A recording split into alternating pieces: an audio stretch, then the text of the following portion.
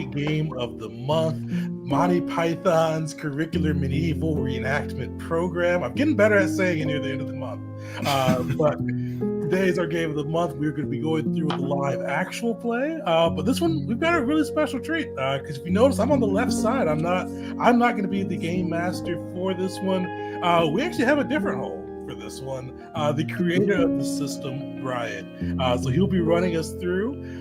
Before I turn it over, and I've asked him to explain too our catchphrase for this one, because we're doing quite a few giveaways. And big shout out to Brian and the Exhausted Funeral, because we've got a core rulebook like usual, but actually core rulebook, we're actually doing a physical copy of the core rulebook unlike usual. We've got dice. We've got these really cool coconut dice trays that do the clonking and two. So big shout out to Brian. Big shout out to Exalted Funeral. And in the running for these, we're gonna use the phrase "woman curry."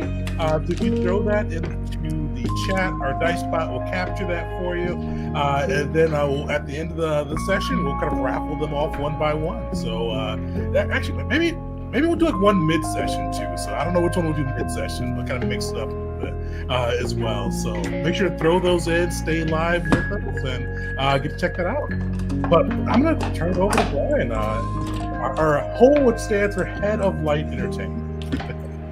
Indeed it does. Yeah, thanks Tegan for having me, guys, for inviting me on to wrestle with this weird light. This should be entertaining. It should be falling, making a mess of things all night. Perfect. Anyway, yeah, thanks so much for having me on. I'm Brian Sliwa from Crowbar Creative, the creator of Monty Python's Cocurricular Medieval Reenactment program, and co-author along with my brother Craig Schaefer.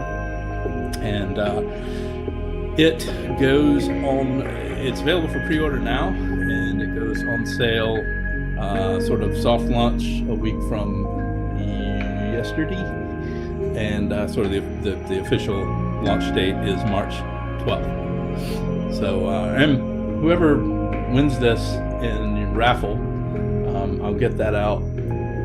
Try to get it out tomorrow, so they'll have it before it even hits shelves.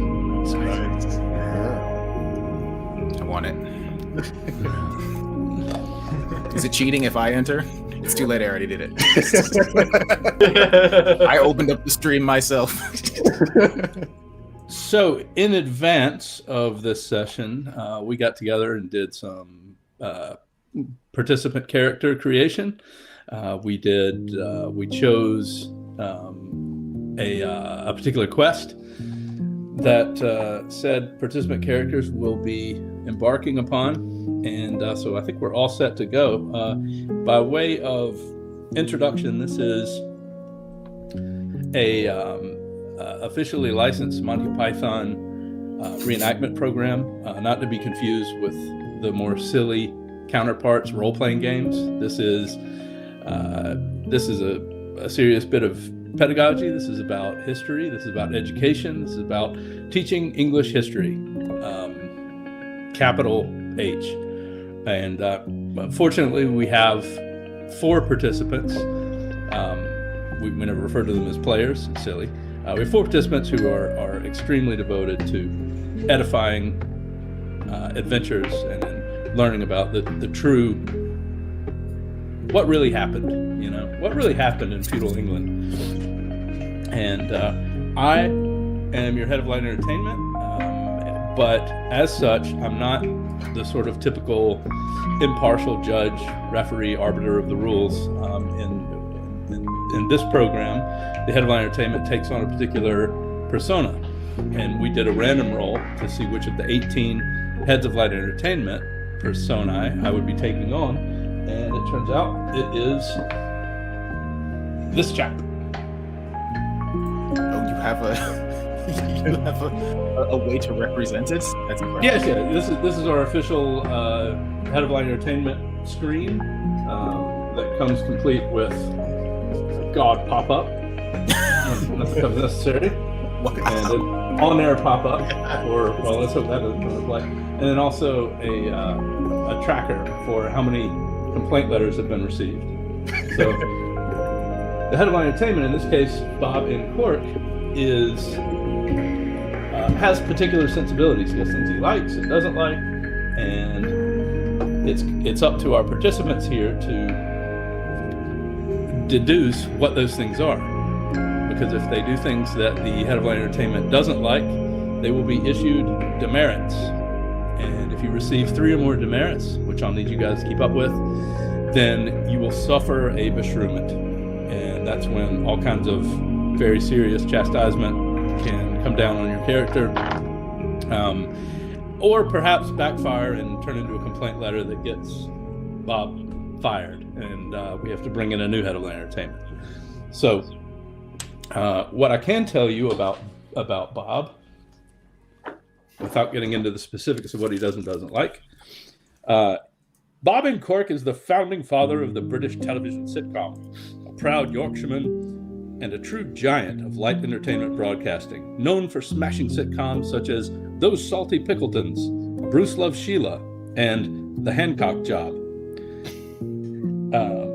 And I can't tell you more than that. It will be up to you to decipher what his sensibilities are. Let me get into the dice here.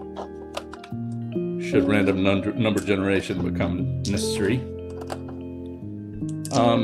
While I'm doing that, why don't we have you fellows, you find yourselves in Northern Wales, and I don't know why, but let's have you guys introduce your participant characters, and we'll see if we can string together some reason why you 4 are together and in Northern Wales.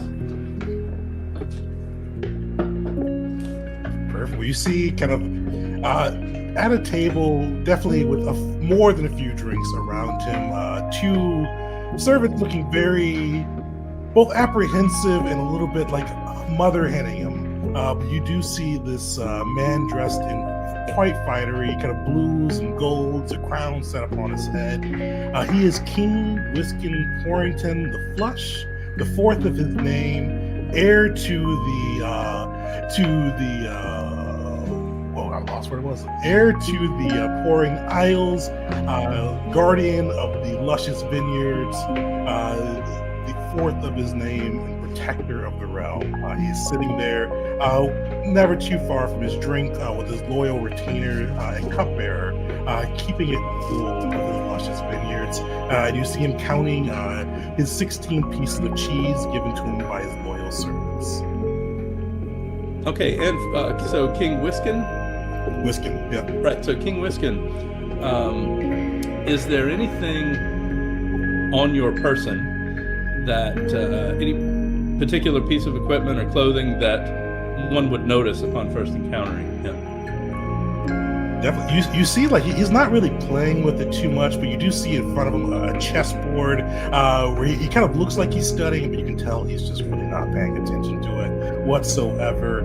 He has this pendant with a man laughing upon it, as well as a kind of a peat plank located, almost tucked into his belt, that he almost reverently pulls out every now and then.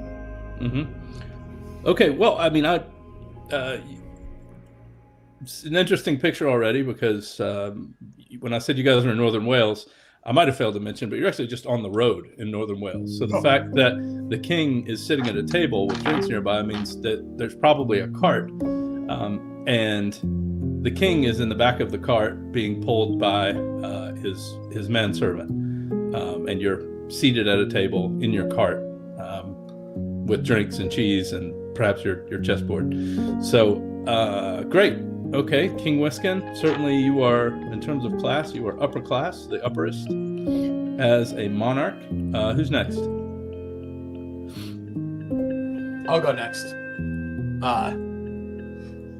I guess you see also riding down the road, as you will, a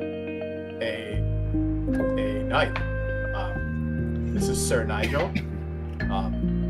He is likely very impressed to see the king, and is trying to ingratiate himself with the king. You notice he has a large jousting lance and also a similar looking but smaller elaborate codpiece.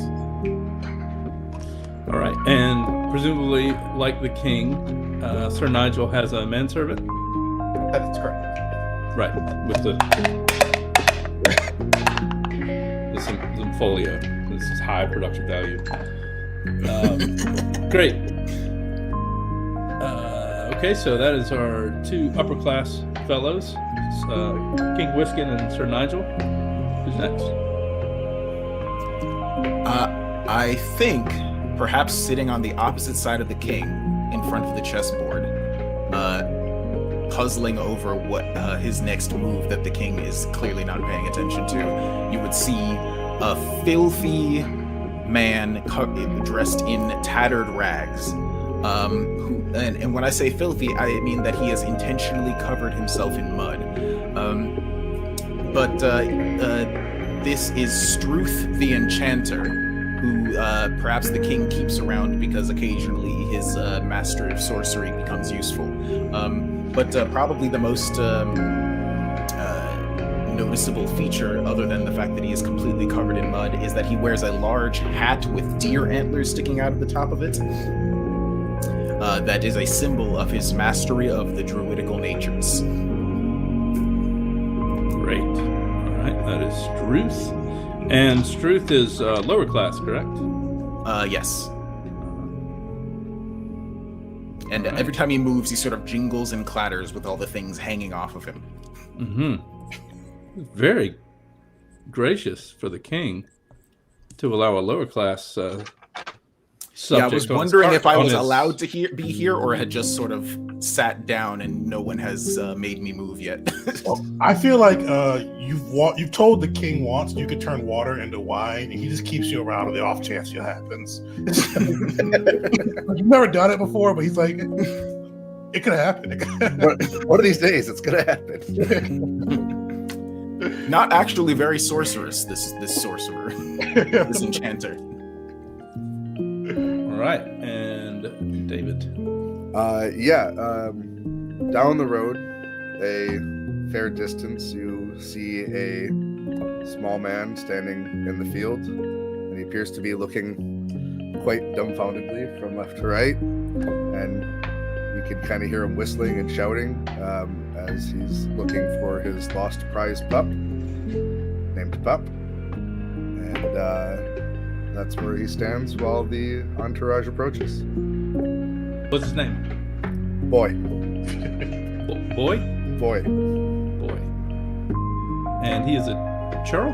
A churl, yes, the lowest of classes. Boy is the only son of a family with 6 sisters. So, in this economy, who can afford names? Right, boy, son of man. All right, any items on Boy's person that one is likely to notice upon first encountering him? Yeah, you can see it from the distance, but as he stands there, kind of looking from side to side, you can see a large scythe just kind of hung up over his shoulder, kind of swinging with him as he looks from one side to the other. So pretty hard to miss the glint of that in the light. And then on closer inspection, you'd also see a club of average size hanging from his belt, with several notches cut into it. A couple of sock puppets, quite worn and dirty, and a large wooden churn with stuff in it, and a garden gnome also strapped to his belt. Okay, so it sounds like the way you described the boy standing there in the field, that perhaps he's local, Sure. and perhaps seeing this this royal entourage pass by, this cart being pulled by a manservant with a bona fide king sitting at a table in the on the cart, and a knight mounted riding by. Perhaps at this moment, Boy is stirred to embark on a life of adventure. Sure, got nothing better to do. Right. All right. So, Boy sounds like is going to approach this this procession and offer services. So Boy will. Sorry, I'm imagining this kind of similar to in Search for the Holy Grail, where that's way off in the distance. Then all of a sudden they're right there. Right. and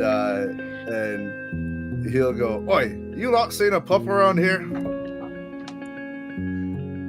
Pup? No. We're on a quest.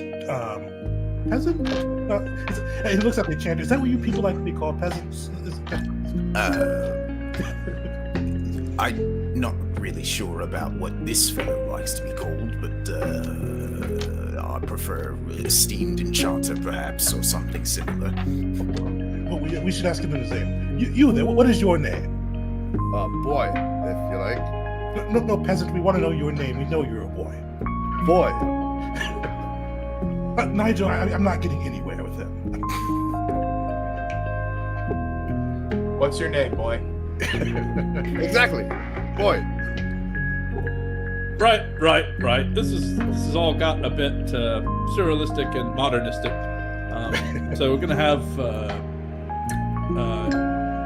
Tegan and David. You each take a demerit from your head of language. Get Rex.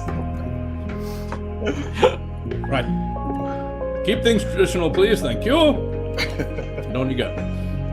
So you proceed down the road, and it sounded like King Whiskin mentioned that you guys are actually on a quest. That's exciting. I believe so. I have forgotten. I feel like Struth would probably remember. Well, no, I mean, we haven't introduced the quest that you will be going on, but it sounds like King Whiskin actually is already on one. I should know about that. On a quest, he's looking for the perfect vineyard. So this is pretty much what he tours around with, looking for the best grapes to get that perfect glass of wine. So he brings apparently his enchanter with him, who's supposed to be able to make water into wine, just to see how he can make that perfect glass. Mm-hmm. Right. Well, that's a noble endeavor indeed. So as you're traveling down the road, you begin to notice that there are, and Boy, as a serf, I mean, you've probably never ventured more than a few miles from your homestead, from your farmstead there. So as you get beyond that and get into more the sort of forest sauvage, the wilds of medieval England, you begin to notice that along the road on the trees there are pieces of paper or parchment or vellum in some cases nailed to the trees.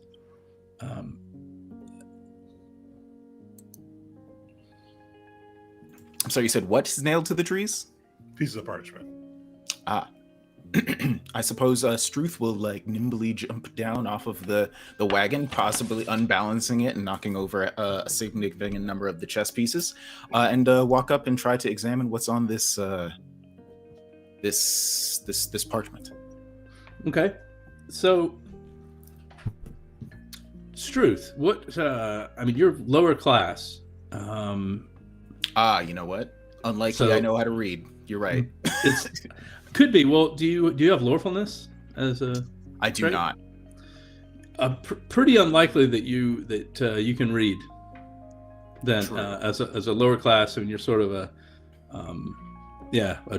dirt wizard, as it were. So Yeah, I think your training is probably more natural and passed on through an oral tradition as opposed to book learning. Absolutely. Yeah, so Boy, read it to us. Don't delay. Tardy. Now we must know what is going on. I suppose as soon as he gets up to the paper on the tree, he remembers that he is unable to read it, and he's like, Sir Knight, could you inform us all exactly what this says here?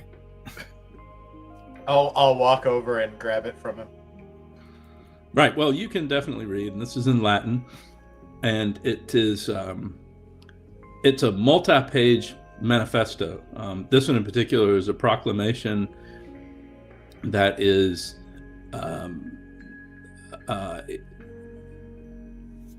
the proclamation is denouncing the the incursion of the Romans and the fact that they remain encamped, and that they must be ousted and must be overthrown, and it goes on and on and on, and it's terribly recursive. It's full of hedges and qualifications and subclauses.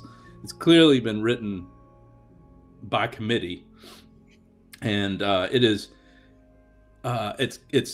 maddening to read. So maddening that we'll need you to produce a decorum roll. So do you have decorum? If not, it's a D4. I do not have decorum. You have my trust in you, though. That's a 2. A 2. Well, it's all just mind-bendingly bureaucratic and recursive. So you're going to suffer one bit of loony for having read this thing. What you glean from this is that there's a group, and it's signed the PFJ. That there's a group that is very unhappy about Romans being here, and they desperately want these Romans to go home or die. You think these Romans might have me, Pope? Romans. Would we know that perhaps the Romans it would be very strange to find Romans here? Good question. I think, Boy, since you're local, I think the rest of you, unless you are from this region, would be surprised to hear, like, what are Romans? What are they doing here? You know that Rome is a place. Certainly the king and the knight know all about Rome. Speaking of which, is anyone religious? Any of you guys, do any of you have purpose as a trait? I do. I do as well, yeah. Okay.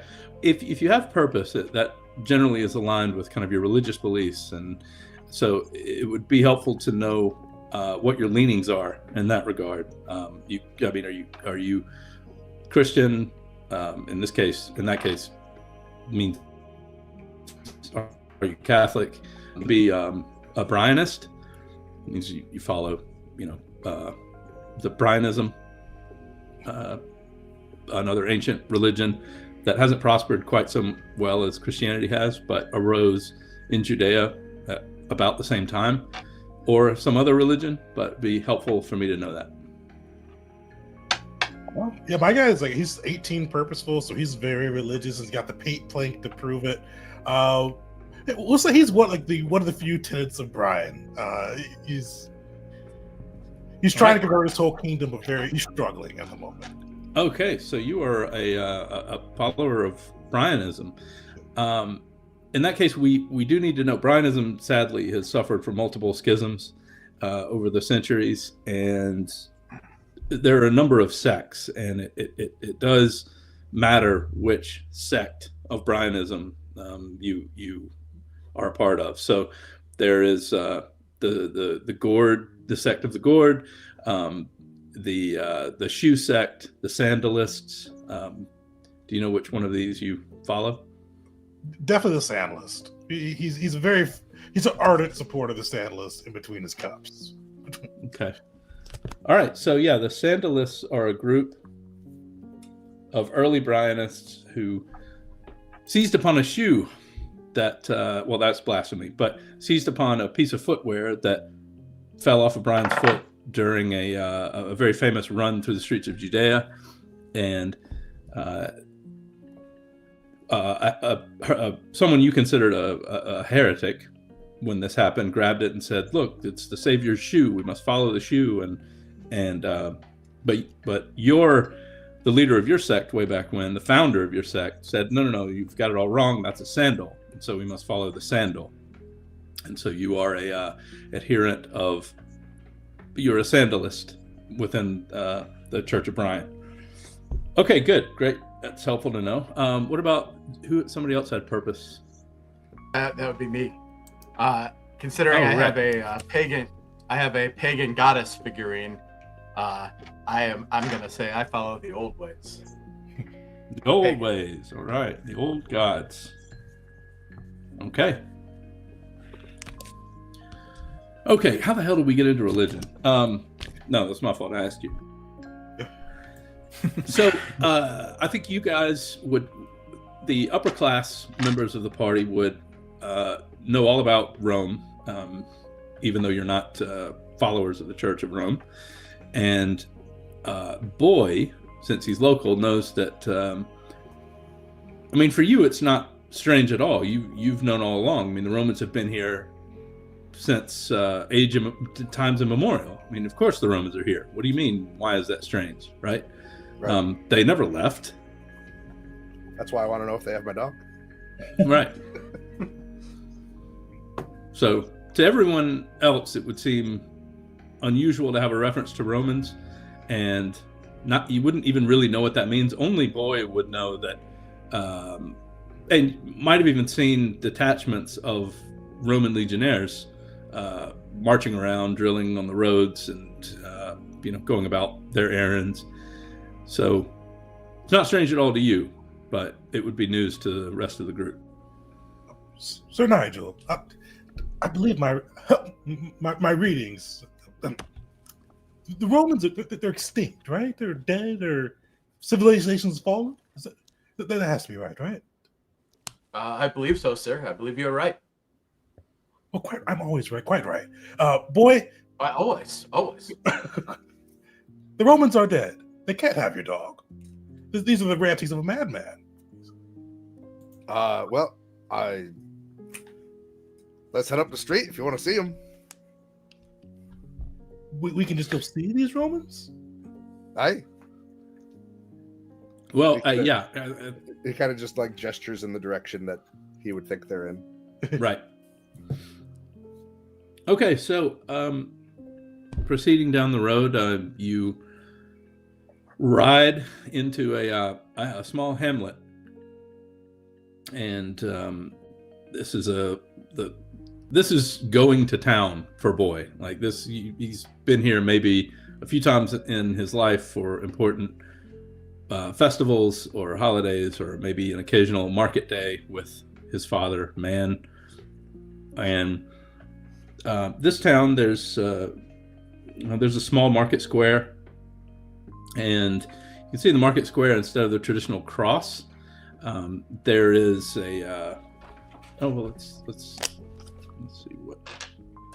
Oh, okay.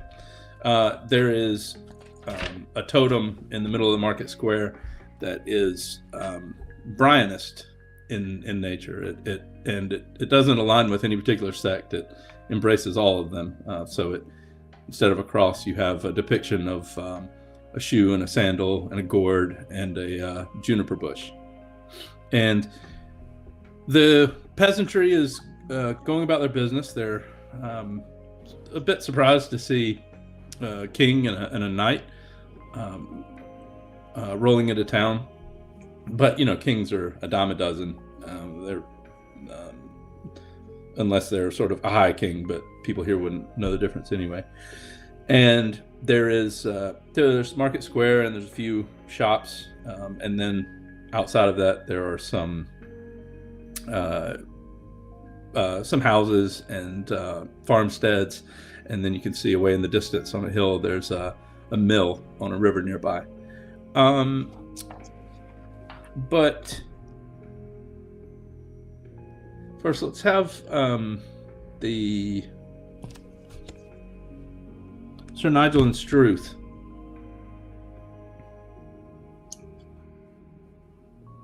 Why don't you? Well, what have you done with the manifesto? Oh, I probably just kind of rolled it up and handed it to my manservant. Mm-hmm. You notice that your manservant, and what's his name? Billy. Billy. You notice that when you handed it to him, Billy is licking it. What? What are you doing? Sorry. Oh, sorry, Lord. There's crumbs. Are you not feeding your servants, Nigel? That's frowned upon.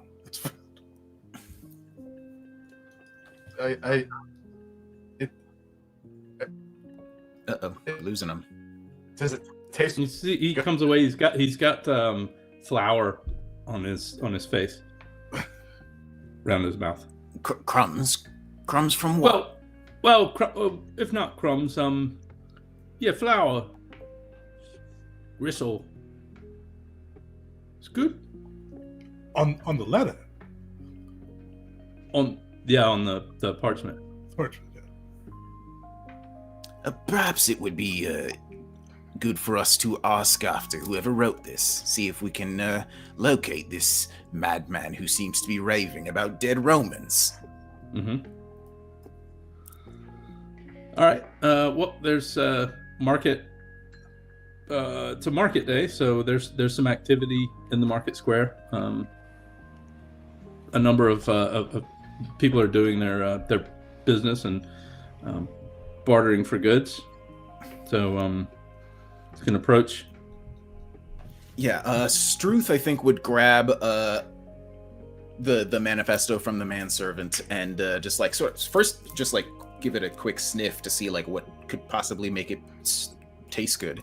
But then try to identify somebody in town that looks like they would perhaps know how to read. And just quickly just scamper up over in front of them and hold it directly up in their faces. Sir, could you tell me perhaps who wrote this? Okay. They appear suspicious of you as strangers. They show some deference to the upper class folks, but for you, they're stranger danger back in these days. So, don't know. They're nailed up all over. Ah, and you did not see anyone putting them up there? No, I'm saying nothing like that. No, none of my business, is it? You want to buy some goats? Well, actually, I might be interested in some goats. Great. And also, Struth, you said that you were having a closer look at it. I mean, it does seem that there are various grit and grains and flour that are on the manifesto, which is what Billy was snacking on. My lord, looking closer at this parchment, it appears to be covered in the sort of things that might be used by a baker, perhaps. Perhaps we should search this little town to find who the local baker is. Did you divine that with your magics? This is why I know you have to do the water to wine thing, but this is why we keep you around. Yes, sir, I did, and it seems that I would recommend, and I very quickly try to identify, like, is there anywhere very quickly, like, nearby that I can see that looks like the home of a baker or the storefront of a baker, perhaps? Yeah, there's a baker. There's a shingle hanging in front of one of the shops. Features some a couple of lovely buns and nice aroma of fresh baked bread coming out of it. Inside, there is a couple. This is a mom and pop operation. An older couple, and she is in the back working the ovens, and he is in the front looking quite sickly. He says, "Hello." I point in the direction of that those fine folks, and a sort of gesture at Sir Nigel, like, seems like those might be the right people to speak with. All right, so entering, do you go in the shop? Yeah, I do. Yeah, Right, I'll go in the shop. Great. So going in the shop, the clouds part for a moment, and head of light entertainment peeks down and says, So, starting a new scene, no proper transition or punchline out of the last one. Demerit for everyone. Oh dear. After was gonna say- traditional I was going to comedy say, here. Thank you. boy is still outside haggling with the goat, but okay, I'll take the demerit anyways. It was going to come to either way. It was gonna... Okay, so inside the shop, the owner introduced himself as Arthur Slippers, and he is honored to have a king in. Says, "Oh, my lord. Oh, he looks very sick. Oh, hello, my lord. Welcome to the shop." It's a pleasure to be here. I feel like slippers are a type of sandal. That's right, Sir Nigel, right? Slippers are sandals. They're not shoes. Yes, Those last ones. of course, my lord. Yes, yes. Well, it You're was an correct. honor to be here then, Mr. Slippers. Okay, so right now that's the sort of good punnery that we're looking for. Merit for you, King Whiskin. It's good traditional wordplay there. Good. So Arthur Slippers says, "Yeah, I don't know what you're on about. You want some bread?" Well, yes, I would like some bread, but that is not why we are here, Mr. Slippers. Oh, well, yeah. Why would I think you were here for bread? I'm only a baker. Get. He's completely oblivious to that. He's just still smiling to himself, sloshing his cup. He goes, "Oh, what? My royal enchanter. He used his muddy magics, and he sniffed you out as the writer of this work, and we had questions for you." All right, just mind your heads. And look up, and you notice that swinging on a red ribbon from the ceiling is a large wombat. And it says, "Don't mind him. Just mind your heads. Questions, great. Yes. Oh, nothing better on a market day than people who want to ask questions. That's yeah. Oh, there's nothing quite like going home at the end of a market day and feeding my children with large bowls of questions and answers. Oh, yes, thank you. Oh, so proud to serve, my lord." Oh, boy, your people are so friendly. This is very welcome. Thank you, Mr. Slippers. Right, well, let me tell you, I'm curious about that wombat up there. I know a bit about animals, but I've never seen one on a ribbon before. Okay, so at this point, Betty and Arthur are extremely distracted because you've mentioned the wombat. So they get they both kind of give you a cluck, and you pull out step stools, and they spend the next several minutes adjusting its fur and posture, and pay no attention to you at all. They just had to mention him, didn't they? So they've finished with all of that. And in fact, all of this is actually quite surreal. So who mentioned the wombat? Right, boy, take a demerit. Well, that's 3. Oh, yeah. Duke. All right. Right. Oh dear. All right. Well, our first That was beshrew. So a D30 from you, please. D30. All right, let me find where I put that. D30.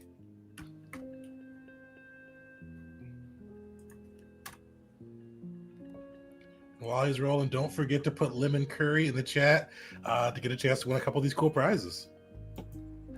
That is a 10. Okay.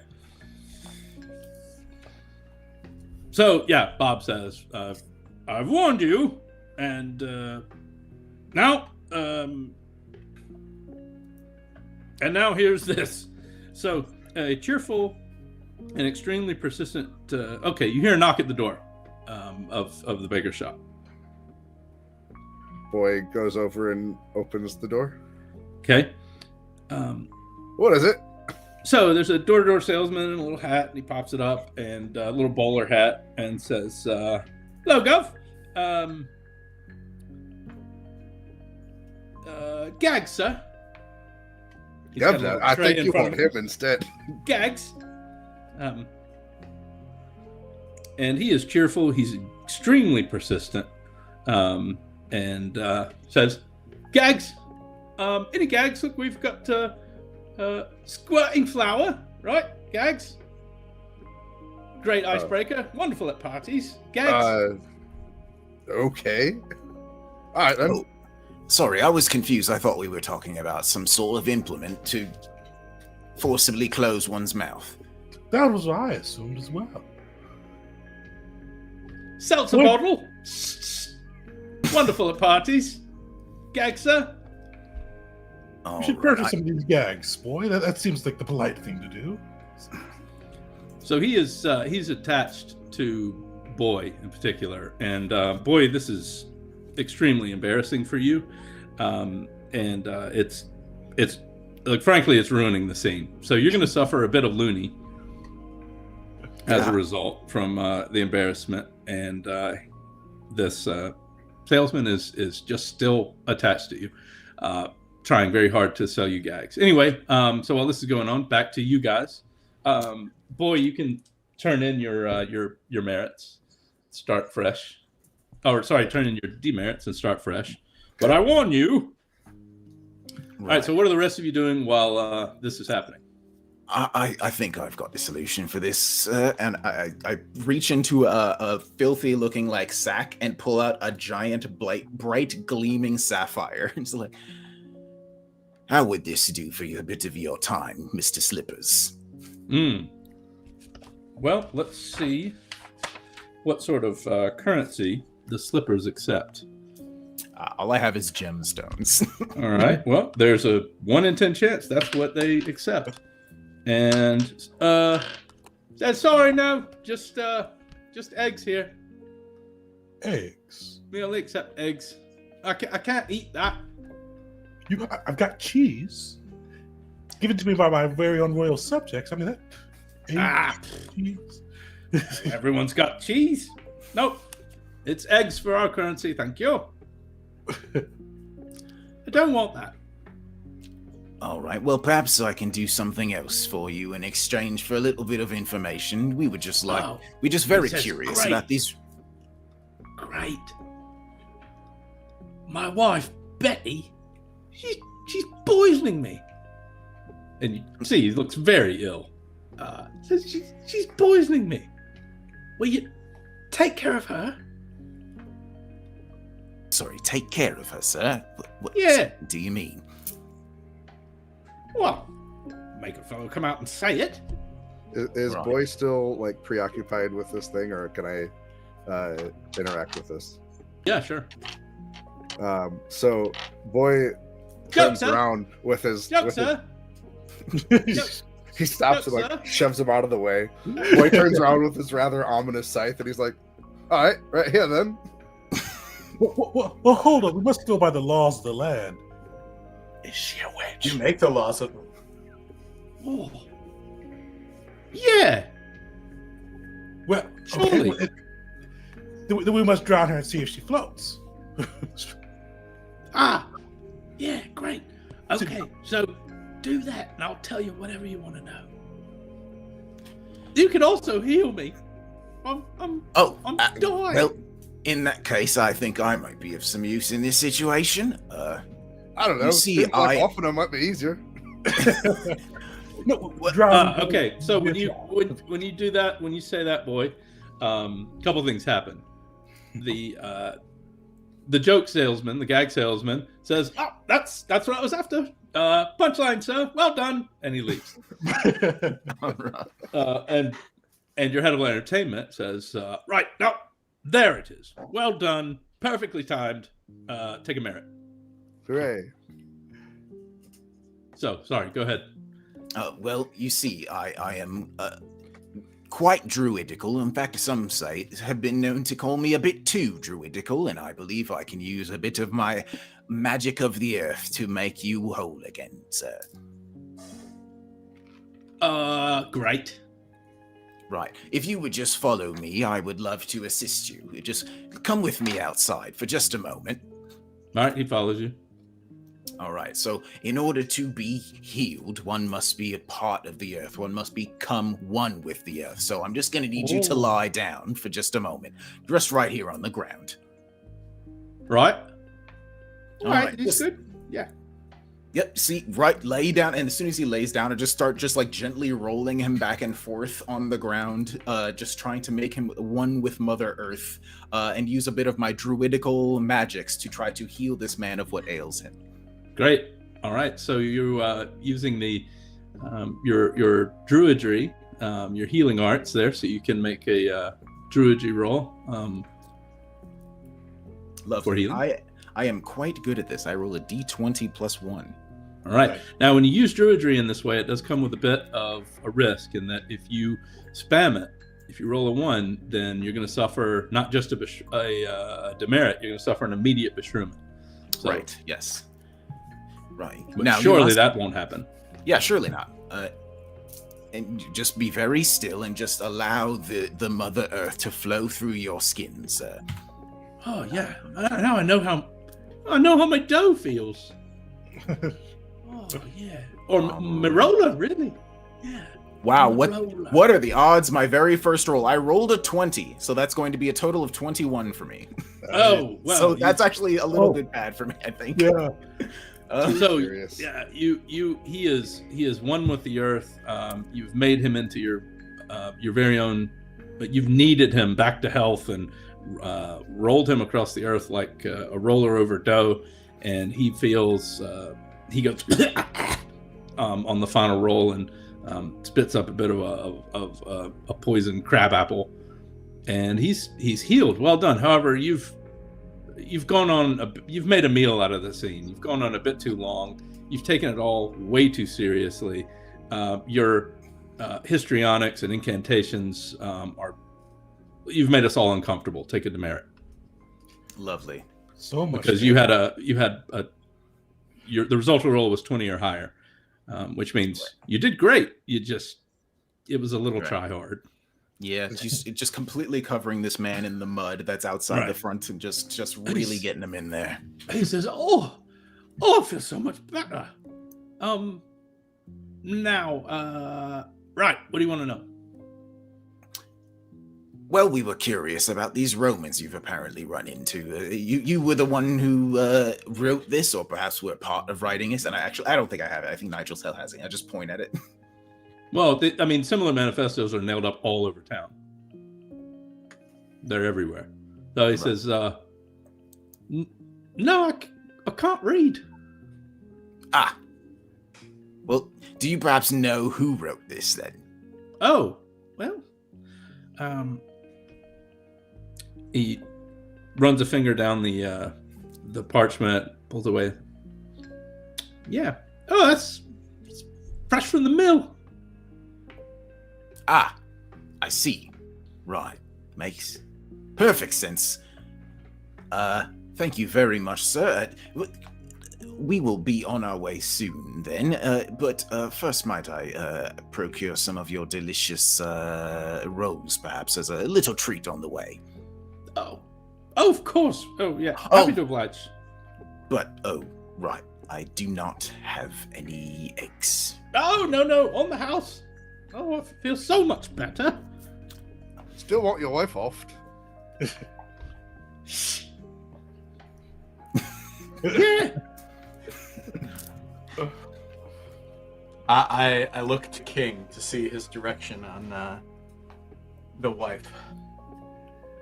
He's kind of looking at Struth. He goes, "Well, your magics are just very curious. First they say to go here, now you heal a man. He says to go to the mill. Wow, when will we ever understand it? But away!"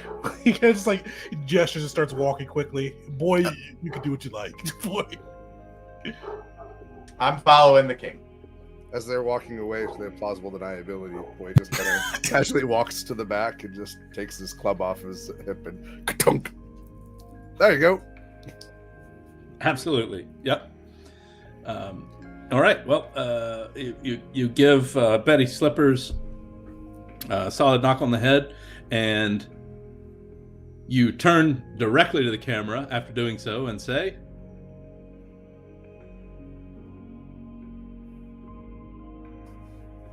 I don't know. I hadn't thought of this far. Well, off we go then. Oh, right. That's not a proper punchline. Take a demerit. Oh, I was going for the pun. I offed her. Off we go then. Oh, Oh, It doesn't work if I have to explain it though. no, right now. It was way over Bob's head. All right. So, having successfully gained an important piece of information and healed one of the peasantry and murdered another, you're off to the mill. And this mill stands scenically by a river up on a hill. And notice that as you climb the hill toward the mill, the manifestos are on every tree. And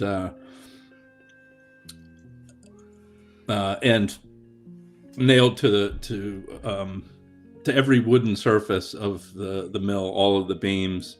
It's completely covered with these things. And the door is not open.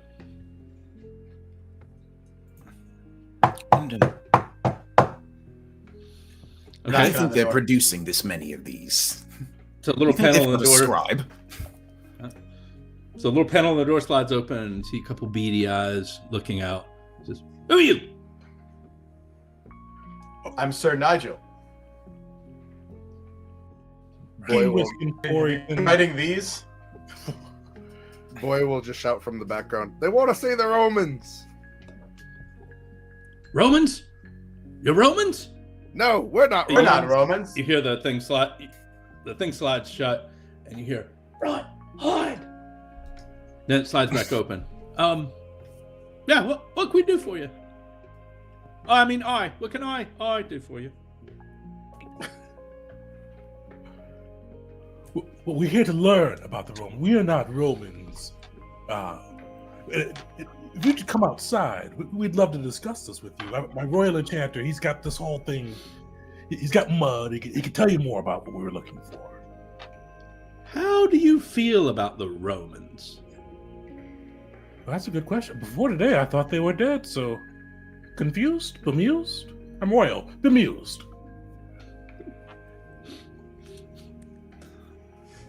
Right, What they about don't the believe rest it. of them? Oh, that was a question for all of us. All right. Yeah. I am completely indifferent to purpose, so I feel like, personally, I couldn't really care one way or the other about these Romans. I suppose it's a bit of professional curiosity at the most, really. Okay. All right. The king is always right, so I agree with the king. Okay, and the eyes, beady eyes, look the king up and down. And do you have anything on your person that proclaims your religious affiliation? Well, he's got the paint blank, so I'm not sure if he. Maybe we could say he's got a sandal on the paint blank, a little sandal imprinted on the paint blank. Probably, I'll say too, he's got a little chain of a sandal as well. Okay. The eyes lock on that and say, "Oh, you're Brianist." Oh, but of course, the one true religion. I follow the sandal way. I hope you do as well. And hopefully, you're not one of those filthy shoe followers. Right. We're a secular movement, but we do have a long history with the Brianists. Yeah, right. Come in. You hear several bolts unlatch, and the door swings open, and what otherwise looks like a normal functioning mill is full of black-robed, of people in black robes that are hiding poorly everywhere around the mill, sort of, just squatting behind stacks of crates and not doing a very good job of it. But the beady-eyed fellow who was questioning you turns around and says, "It's all right, boys. The Brianists." And they all pop up. "Oh, great. Right." Well, he's a pagan, but he's still a noble knight. Pagan, though. One of them says, "How do they feel about the Romans?" bemused. Bemused. Boy will offer to translate, and he'll say, "They don't believe in him. They don't think they're real. Right. We're here to see them." Right. Okay. Well, this calls for immediate discussion. Right. And so they all sit down, and there are several people with parchments, and they begin discussing and drafting a resolution proclaiming that the Romans are real. They hadn't considered that some people might not believe in them and think they're figments of imagination, and so they begin. Right. So, we, the people's front of Judea, do hereby proclaim in solemn resolution that the Romans are in fact extant and real. But very quickly, this writing by committee devolves into a very frustratingly slow process of revision and qualification. People keep piping in and saying, well, it should be extant or real, because the two things, it's a semantic thing, right? And it's on, and it's going to take them forever. And everyone who bears witness to this witheringly slow recursive process must make a decorum roll. So roll your decorum. If you don't have it, it's a D4. That's a 3. I'm gonna roll my luck instead. Okay. 3 for me. You know what? Can I also roll luck? Because that would be much more likely to succeed for me.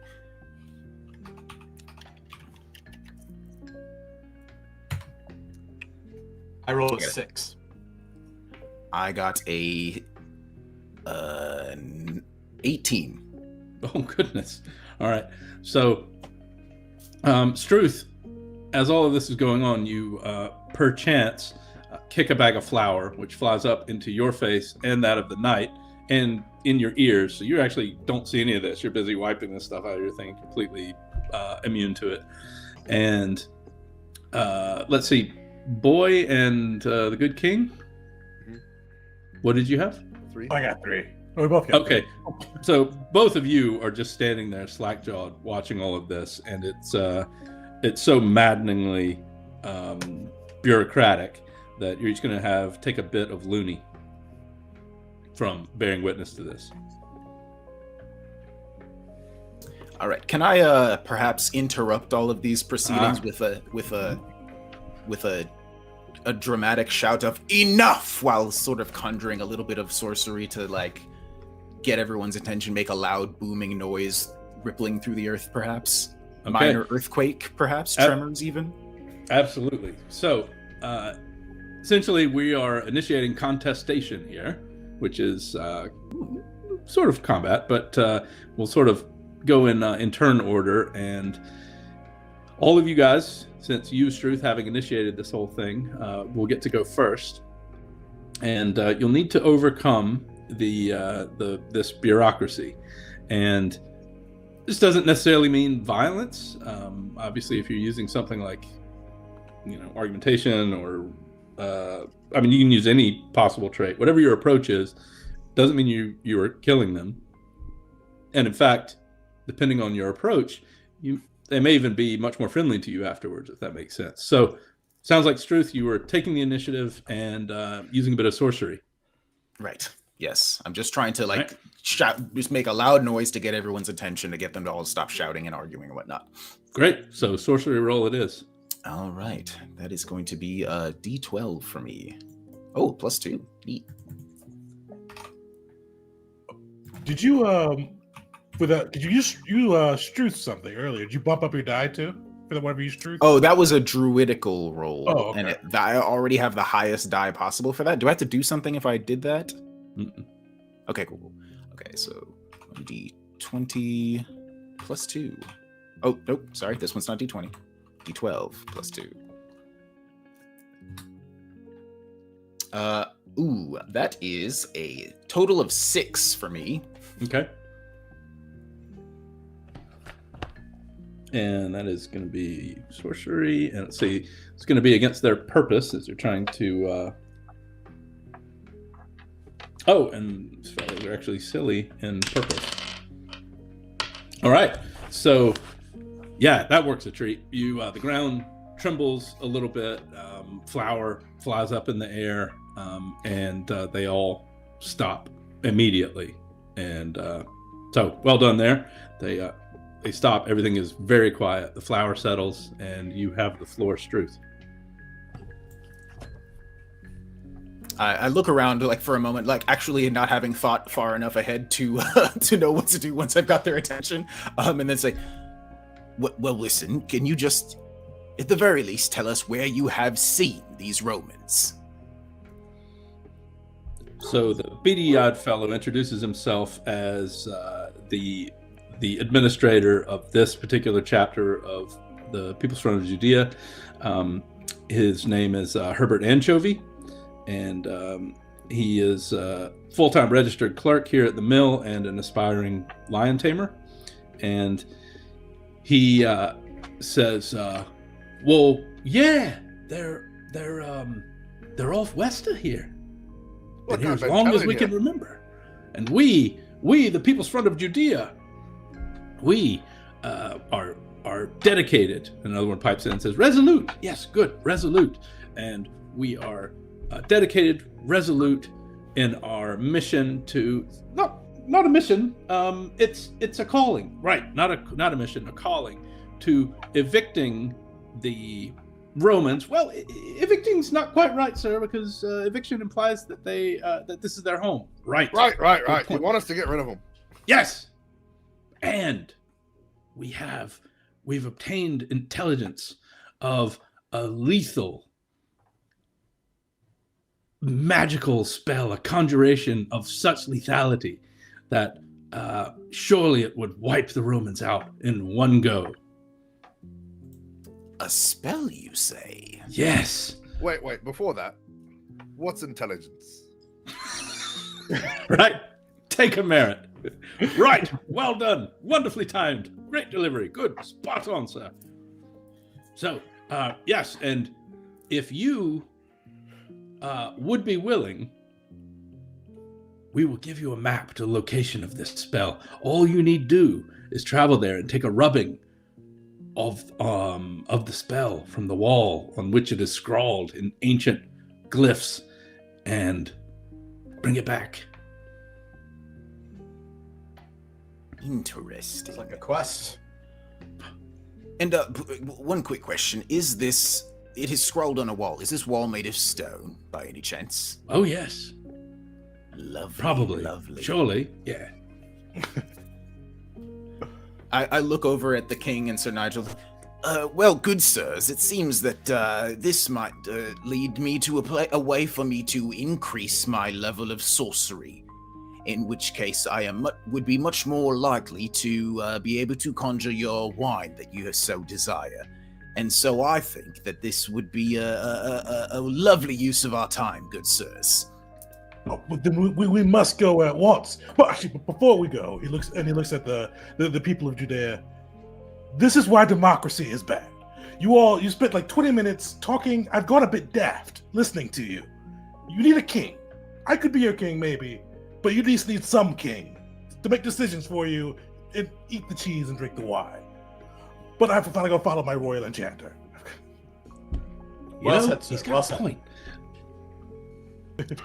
Great. All right. So, and they take out this ancient map, and they're just about to hand it over to Struth and say, "But wait, first, we have to make sure that you belong in the PFJ. You can't just walk up and join the PFJ. Tell us how you feel about the Romans." Well, it seems to me that they must be eliminated at once. They should have been gone hundreds of years ago. The Romans were pushed out of this place before I was even born, and it seems that they've got stragglers left behind that simply won't do. Right. You're in. And he hands you the map. And they fling the door open and wish you good luck. And just before your all about to take your leave of the PFJ and embark on this quest. It turns out, looking at the map, you can see it leads to an ancient barrow, or a field of barrows. Just before you embark on your quest, one of you turns to the camera and says,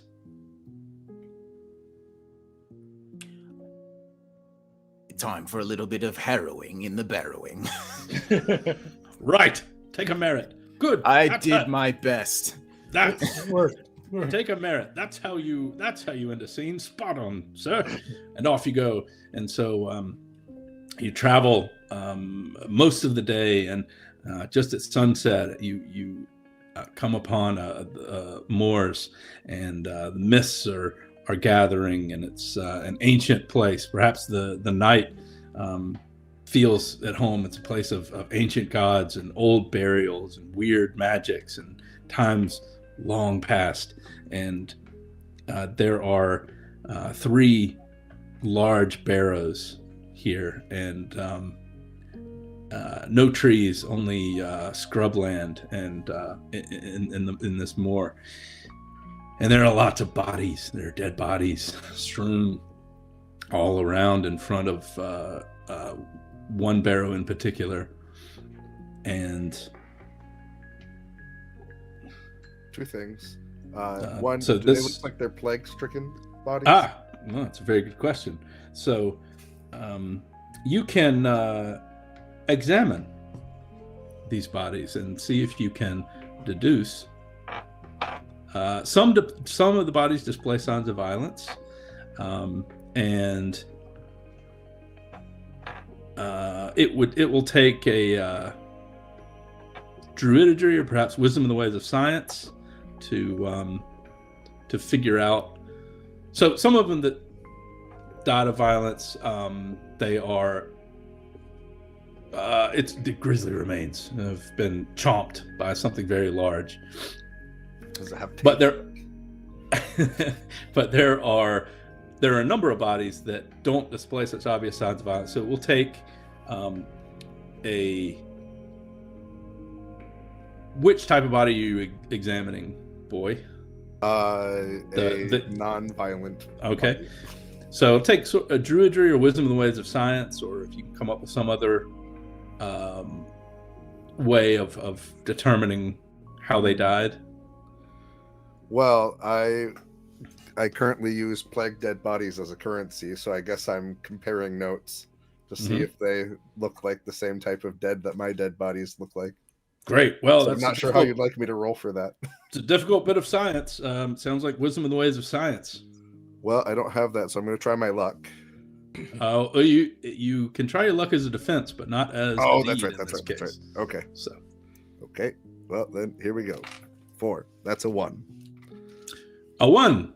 All right. Well, you spammed it.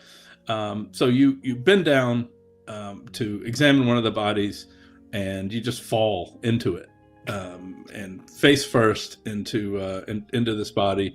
It's utter desecration. You take a demerit for having spammed it, and your head of light entertainment parts clouds and says, "Right, no, we won't have any physical comedies right out. So take a second demerit." Ouch. Oh no. You back at 3 again? No, I'm at 2. Oh, And you okay. can- I got you wiped can- clean, and I was able to. I got 1 merit, so I was able to wipe one of the earlier ones. So Okay. So you can determine nothing. You've made a complete hash of it. So, Yeah. Well, then standing back up from that, he'd go back to the other thing that he was doing as they were approaching, which is just kind of whistling and calling for his pup. Pup, pup, you out there, pup? all right. Somebody else doing? I think Struth would be excitedly explaining, like, these are ancient burial mounds. It's good for the purpose of it is to inter people in solid earth. Just like excitedly explaining all of this to the king, even though he almost certainly already knows. Whisket is Or currently does he? retching as you're explaining it to him. Yeah. Boy, why did you? He's blaming it on boy. Boy, why did you have to fall into that body? That was grotesque. Even though he had like 3 flagons of wine on the way to here, that's probably more likely the cause. And what Right, sorry about that? what about Sir Nigel? Can I see that map? Right. So this the map led you to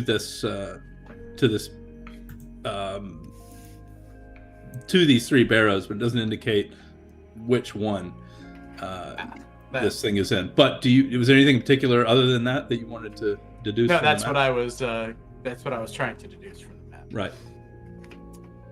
Is there, You you said said there was there's- one that has more bodies around it than the others? Right. Yes. I'm gonna. Well, that one there looks important. Well, send your manservant. I mean, that seems like a good chance for your. I forgot his name, but to prove himself. Billy, wasn't it? Was it? Billy, Oh, Billy. see if you can get into that. Right, sir. And he marches into the barrow and is gone. Oh dear. How long do you think we should wait for him to come back? Well, oh, Willie's a good soul. He'll be back soon. I think it was Billy. Was it? Right. So now the sun is down. It is the gloaming, and things are getting creepier and stranger out here by the minute. Billy has not reappeared. Right. I think it might be best for perhaps me to go examine it. You said that there were many bodies around this one, and some of them looked like they had been killed by some sort of violent act. Yep. Is it possible to tell what kind of violent act I could, determine perhaps with my Yes. druidical abilities? Yes. Clearly, it's an animal or a creature or of some sort that has mauled some of the bodies. The others died of something else. But in order to determine sort of what type, that is will require some animal husbandry. I got that. Yep. All right. So, But sure. Also, Struth, if you wanted to apply druidry to that, I could be talked into that.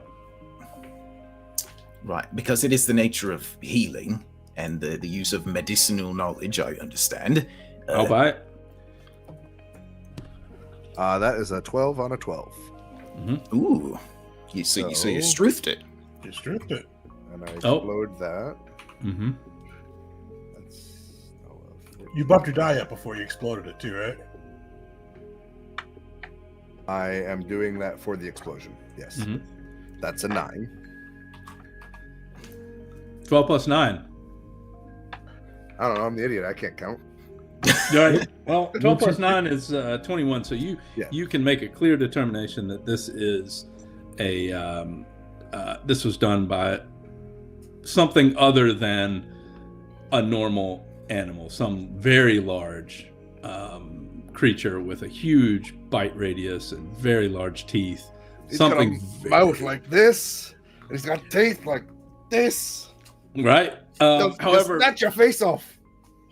However, you did end up with more than a 20 on that roll because you struthed it.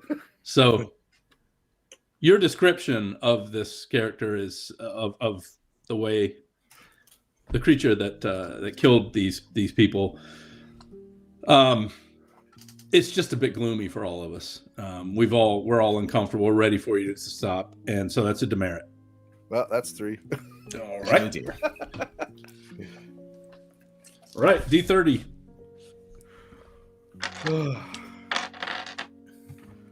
Sorry, guys. No worries. 28. No, this is good. You say 20? 28. Oh, 28. You seem Okay. too excited about 20, so I'm certainly not going to say that. Right, that was good. Merit. So a 28. The BBC has received a complaint letter. And dear sirs, I wish to complain in the strongest possible terms about how the dead are being treated in this scene. It's entirely untoward. It's extremely disrespectful to the dead, and I know because I myself am dead.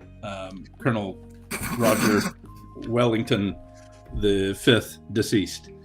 So that will count as 1 demerit for Bob in Cork, your head of line entertainment. So I'll adjust the spinner here, and nothing happens to you. That one's on me. So if he gets a certain number of those, he'll be sacked. And you said I did get a merit for the... Yes, a ripping punchline. Absolutely. Great. So, am I reset on my demerits from that, or am I? Yeah, okay, yeah. Perfect. So I have 0 demerits, 1 merit. Awesome. Right. All right. So any other Struth? Did you want to carry on with your? I rolled a examination? 19 for druidry to examine the bodies as well. Okay.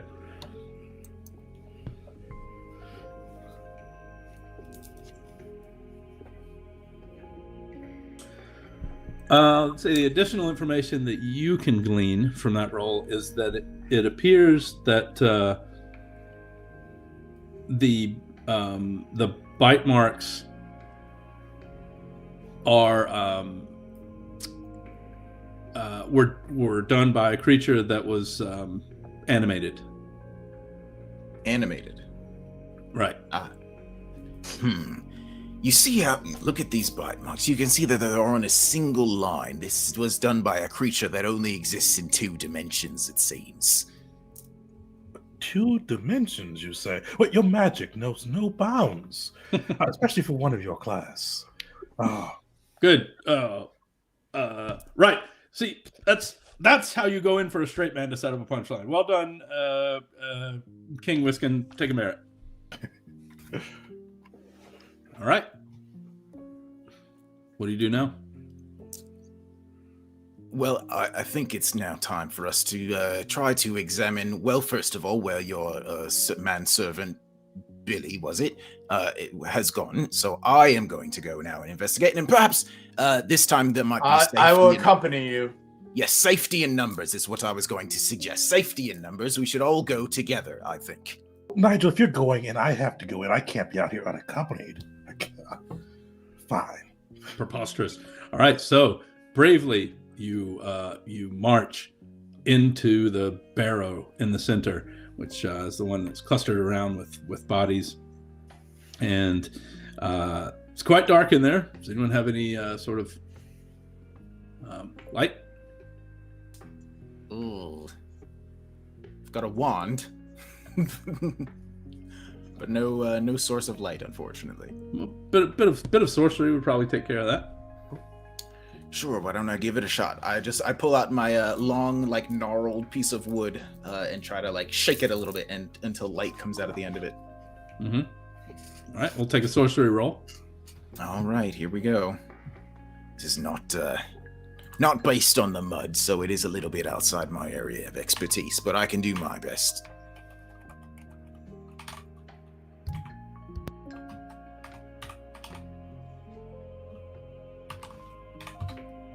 That'll be a 14. Oh yeah. So you scoop up some mud. Begins to glow. Begins to I should give myself a demerit. Begins to glow with a pale. Oh, actually, that is a Struth. Struth has Struth. Has Struth. All right. Oh no, I'm actually a little worried about it now because I need to roll now a D14 to add to it as well. Is that correct? Right. Mm-hmm. Oh dear. And then you increase your sorcery 1 degree towards serious too. So the next time you sorcery, you're going to roll that D14 to start. All right. And do I add the +2 again to it as well? No, just once. All right, got it. Oh, the second die was a 1. Okay. It's not a spam. So okay, you're good. A very effective spell. You didn't take things too seriously. You didn't make us uncomfortable. So in you go. So you go proceed down this tunnel that goes into the ground, and there are weird runes on the walls and urns as you that you pass, and It's quite dark right beyond the reach of your wand's light. It's pitch black, and the smell is foul, and everyone's very afraid. And then something very surprising happens as you enter the central chamber. Everyone must roll subtlety. I am Unless very you're indifferent bad at to it, which I think the knight I is am indifferent. indifferent to subtlety. Right. Yes, I'm indifferent. Is this an opportunity for me to use luck instead? You just can, yep. Okay. Well, just All as right. well. Rolled a 1 on that. Oh dear. All right, I also have luck, but I also have a -1 to subtlety, so I don't know if I'm allowed to switch it, right? I think that's the rule. No, you can. Oh, I can. Okay then. Mhm. And while we're rolling, don't forget to throw lemon curry in the chat.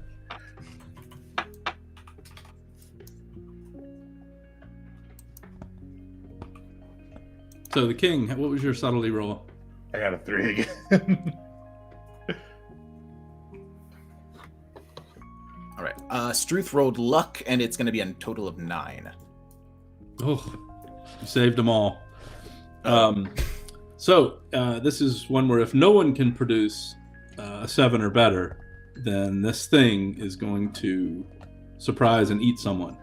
But Struth is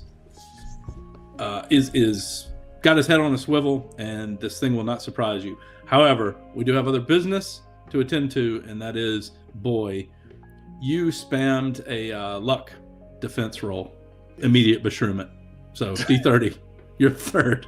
Oh no! How does this keep happening to him specifically? 19, my lord. 19. Okay, so this scene suddenly zooms out and is revealed to be taking place on a television screen that's being completely ignored by a group of blustery Yorkshire gentlemen and women. And one of them says, "Well, that's nothing. Way I grew up, we had to walk 17 miles uphill and downhill and through several trees just to reach the toilet. And in the toilet, we had to dunk our heads into the toilet in order to free up and break through the ice that had accumulated there. And for afters, we had to clean ourselves with sandpaper." Oh, and now it's over to you guys. You have to up it. You have to outdo the hardness, the difficulty, and the difficulties you faced growing up in Yorkshire in going to the toilet. You had toilets? Well, listen, we had to dig a hole very, very deep into the earth to deposit our waste because we simply weren't allowed to have our own toilets. And then, of course, you know, the authorities would have been called if our excrements were to be discovered. So we had to bury it deep, deep underground, dig as far a hole as we possibly could every single time. All right, somebody's got to top that. Well, they had you dig holes. We couldn't go at all. We just had to hold it and hold it and hold it until after so long, you just didn't have to go it in. It just, sometimes people just talked and it just came out of their mouth. But you know, we kept a stiff upper lip and just kept on moving. Keep calm and carry on as is always. All right, somebody's got to top that.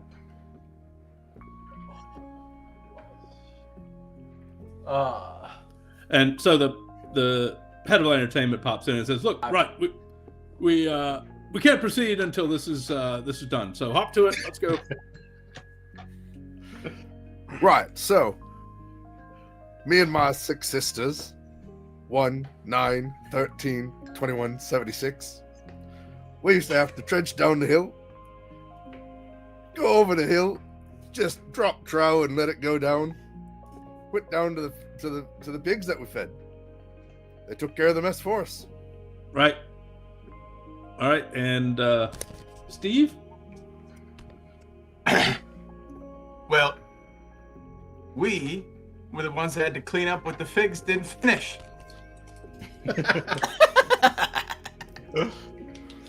Right. Well, that's a ripping good punchline. Merit for you. And scene zooms back in, and we're right back in the barrow, wherein a creature has attempted to surprise you, but Struth, with his head on a swivel, prevents the black beast of Arg from immediately devouring one of you.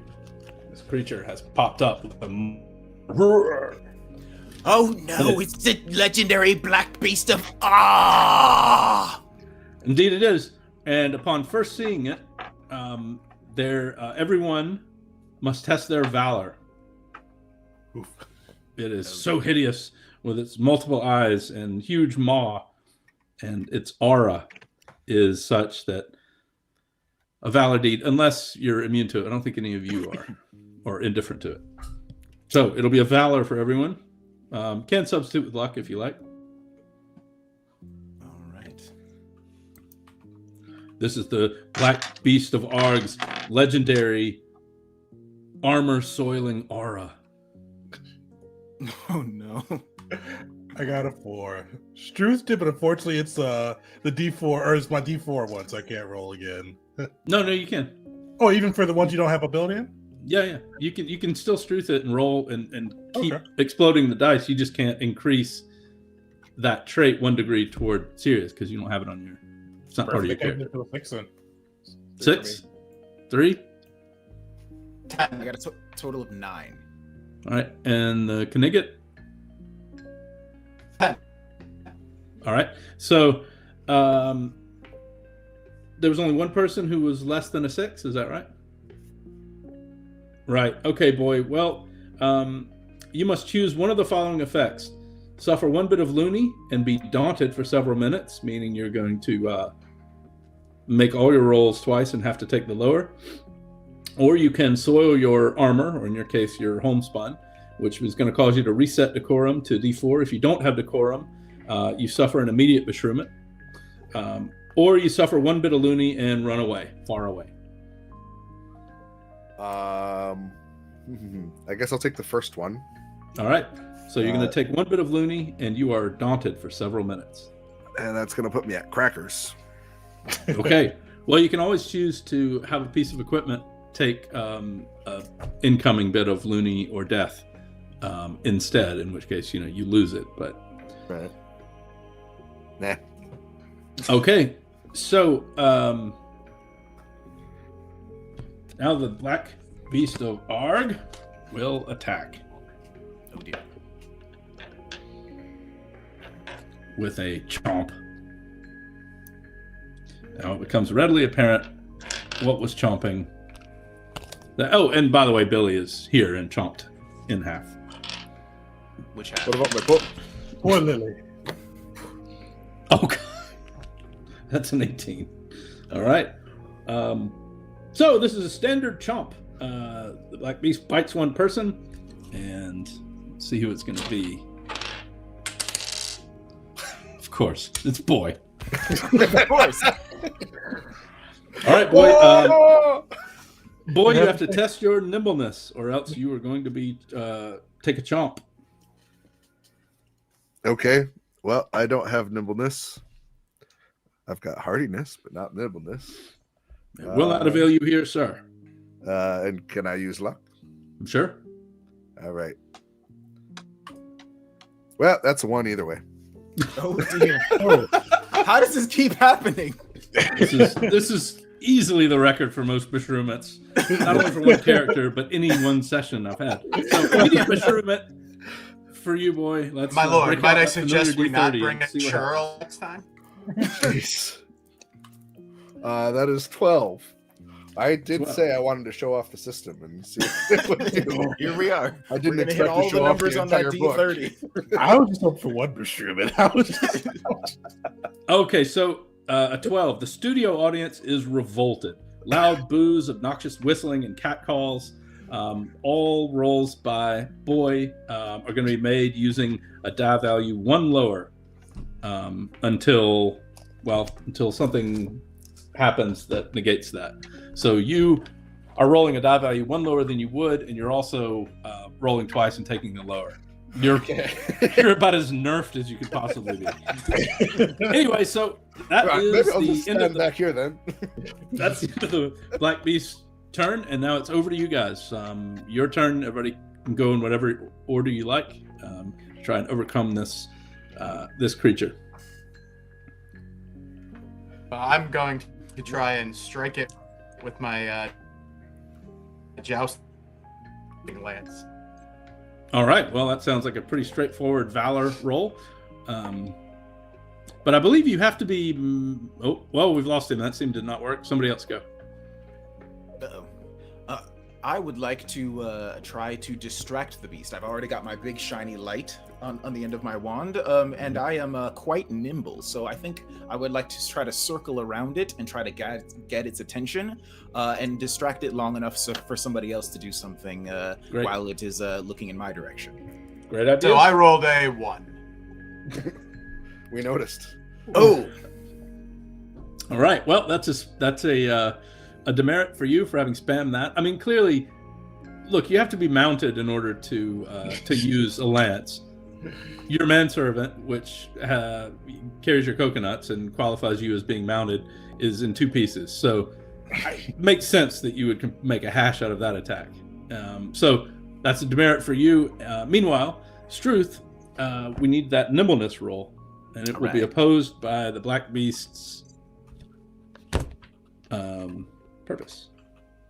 All right. I am rather nimble, so... This is going to be a... Black Beast is rolling well today. Oh, and oh my god, I also spammed it. Okay. All right. Kidding me?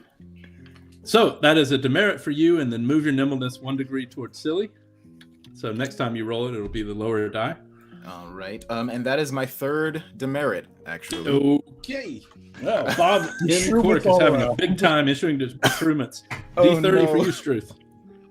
All right, here we go. 1d30. That is going to be a total of 9. All right. So a knight in full armor enters the scene, strikes you with a dead plucked chicken, then exits. You take 1 bit of loony and reset animal husbandry and authority to D4 if you have them. If you don't, it's just the bit of loony. All right, I will take that bit of loony. All right. So the good king and the nerfed boy have yet to go.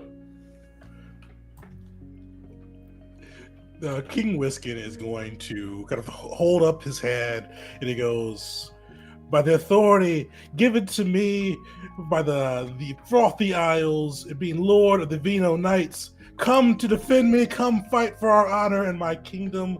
So he's going to call, he's going to use his serious ability, or sorry, how's it phrased again? Spiffing serious ability, and the monarch's spiffing serious ability is to call up an army. Yep, so he's going to try to call his army and see. All right. That is a D30.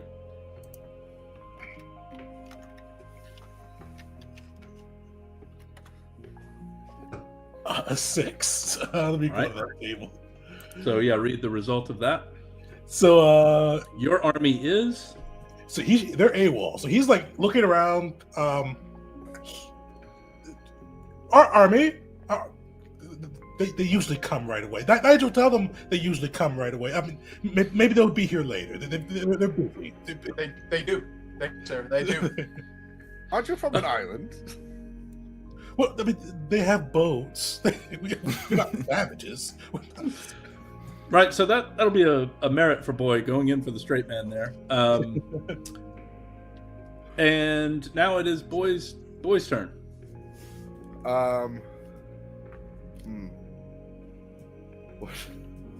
What to do?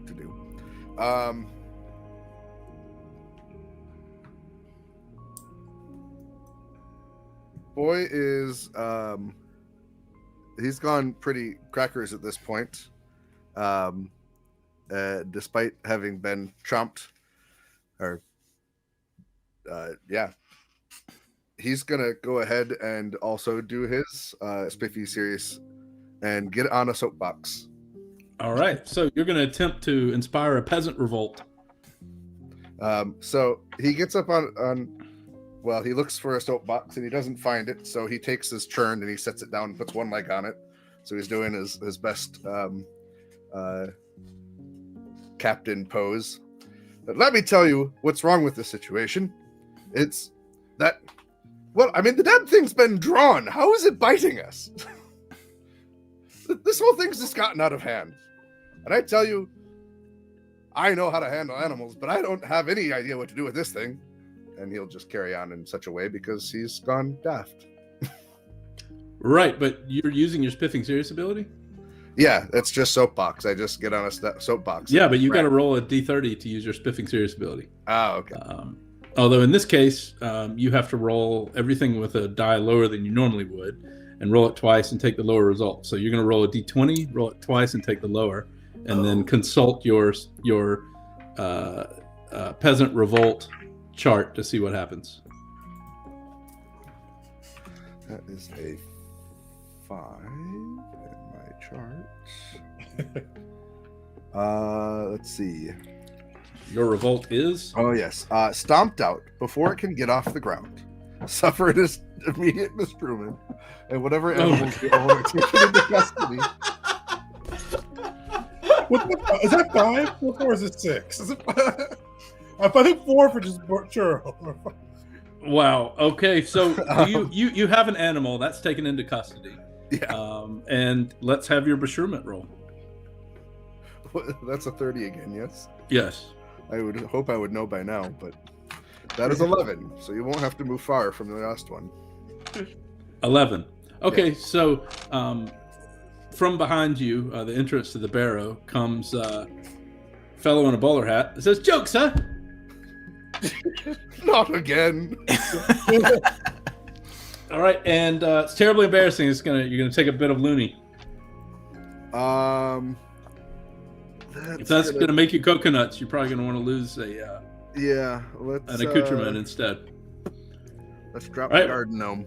All right, so you smash the garden gnome in frustration, and it relieves some of the embarrassment, and you don't take that bit of loony. And now the black beast attacks. Oh my gosh, the rolls are just insane. Can I See push who the he bowler man into the black beast?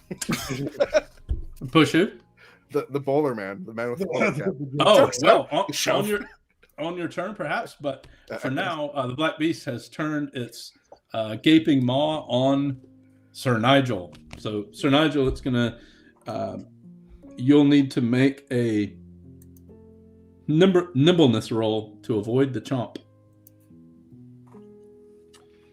I am gonna use luck instead. That's an 11. Okay, not enough. So far, the black beast has rolled an 18 and 2 17s on a D18. So for you, that is 2 bits of death as you get chomped. And now it is your turn. All right. I think Struth at this point is getting rather frustrated with this beast, this two-dimensional horror. So I think he is going to try to use a bit of sorcery to conjure up. Oh wait, is that my spiffing serious ability? I'm a little. I already have sorcery. Sorcery. Your spiffing serious ability is like you're channeling your element to cast some really big spell. Gotcha. I think I'll save it for now, actually. Instead, Right. I would like to try to... But you can use just standard sorcery to, cast a spell.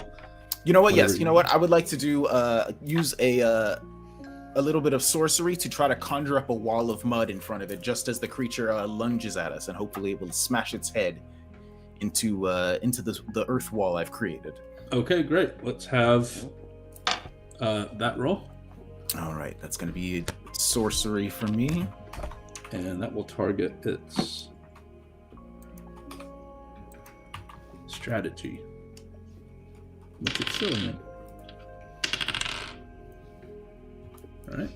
Ooh, okay, that's going to be a total of 7. Okay, well, that's enough. you targeted its strategy by putting a wall in front of it, and it is silly in strategy. So it's enough.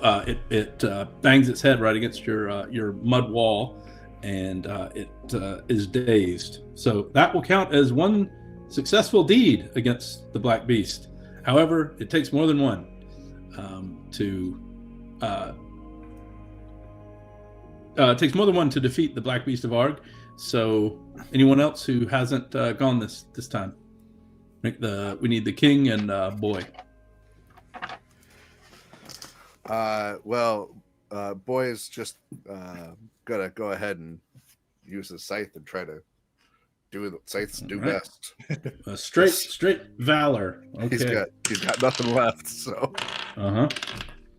And I don't have valor, so that's just a D4 because that's what everything is for me at this point. That was a 4 the first time and a 4 the second time. All right, so you struthed it. That means you get to roll a D6 and add that to it. Finally rolling something. That's not me getting punished for something.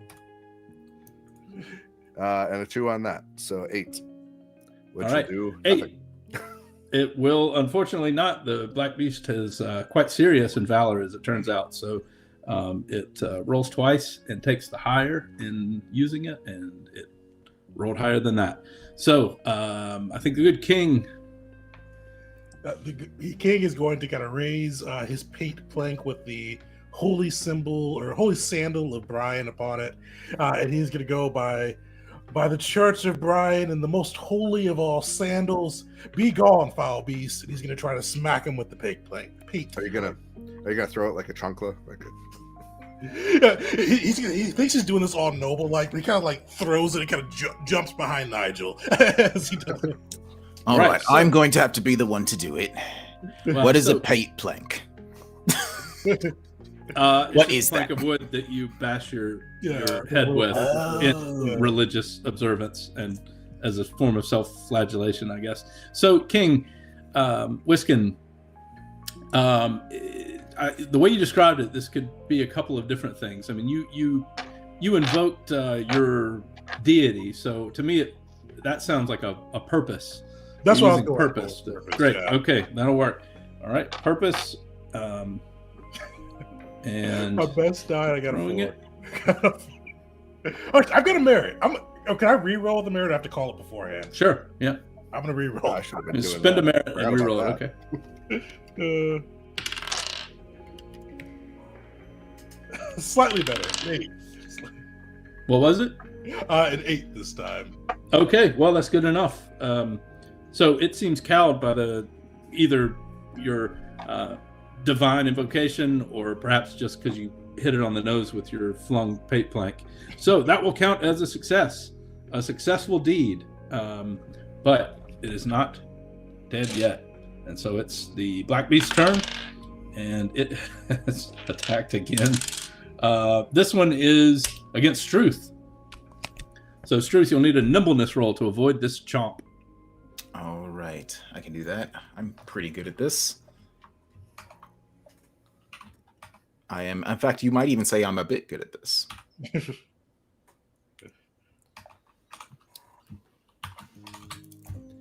That's going to be a total of 13 for me. Okay, good. You nimbly dance out of the way as these huge teeth.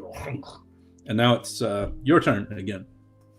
Well, in that case, after I jump backwards out of the way, let me think. Might I use strategy to determine what sort of weakness this creature has, perhaps? Sure. All right. I'm a bit silly in that, but it's better than nothing. Okay.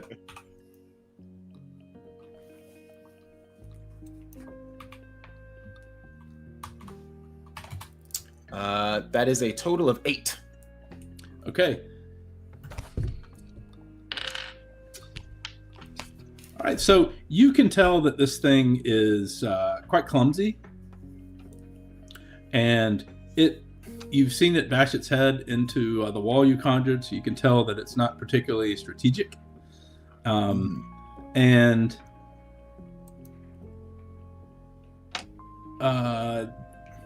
It also, you can see there's really, really big ears.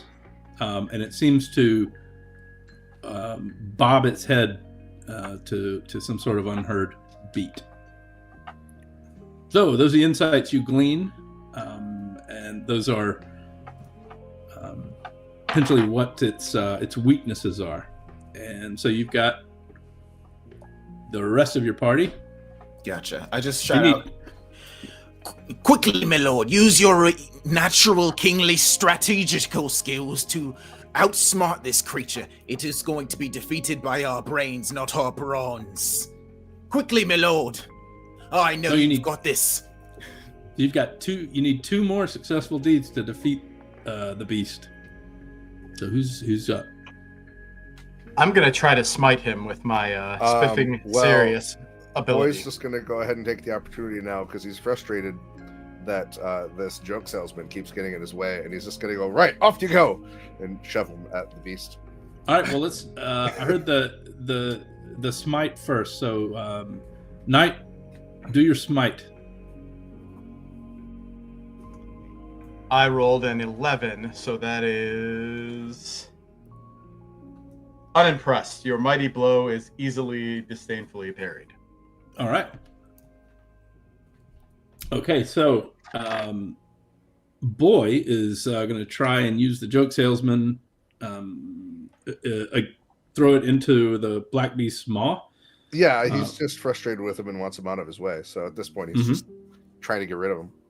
Okay, so just straight brawn, just giving him a nudge, or is it a more of a distracting him, and then what's the how does it look when you do it?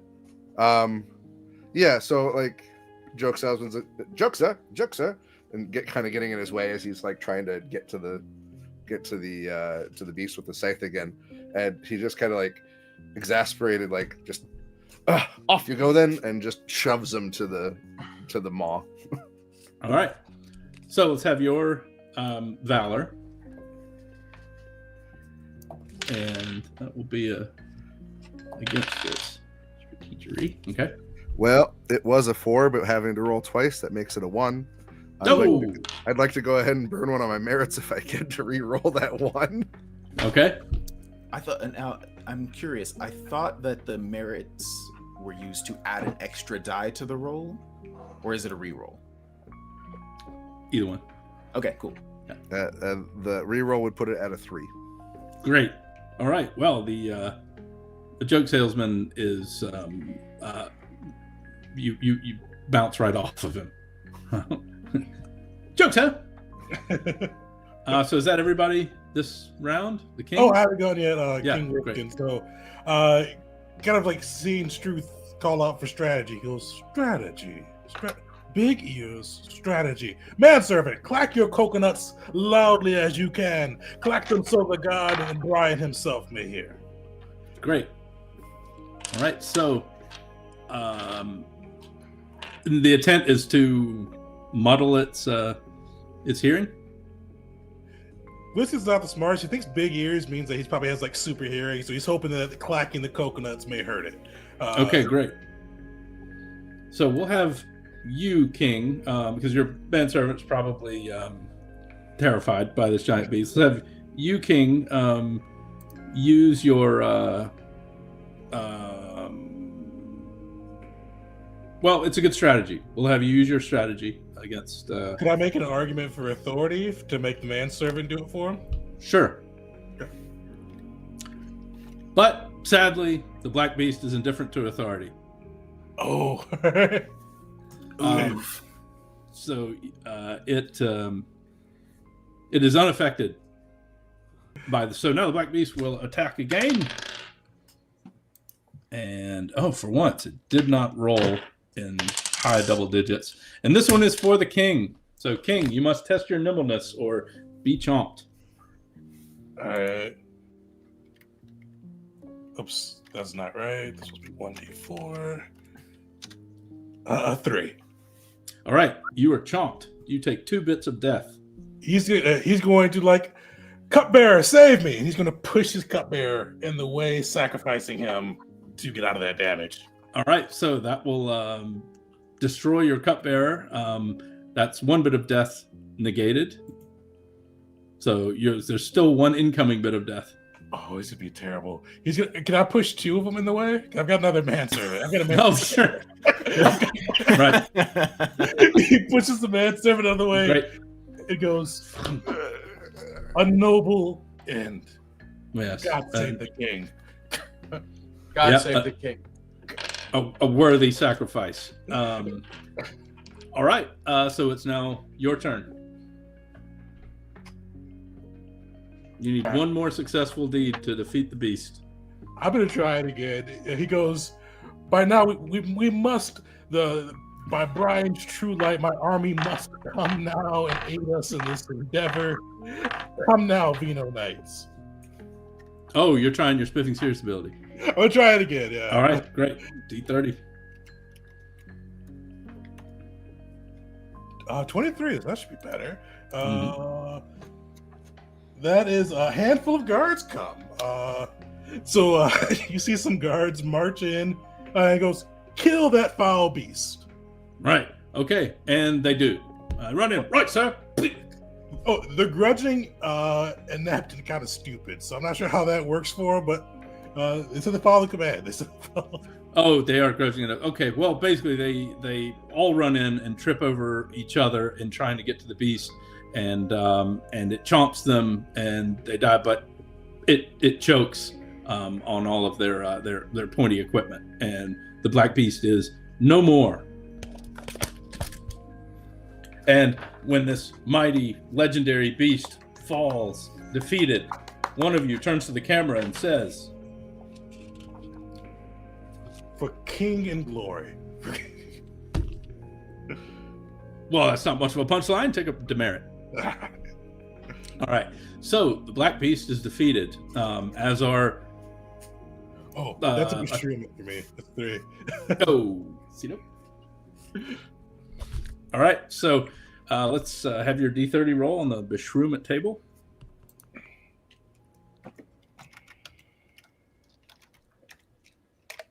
Uh, 16.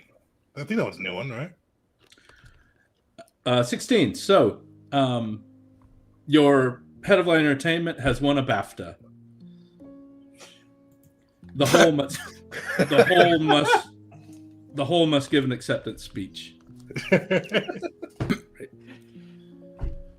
Well, as the founder of British comedy, clearly it's always an honor to be recognized for my important work in the comedy world. It is terribly disappointing that my last work in this field will be with this horribly presented program, which is bereft of any traditional comedic value.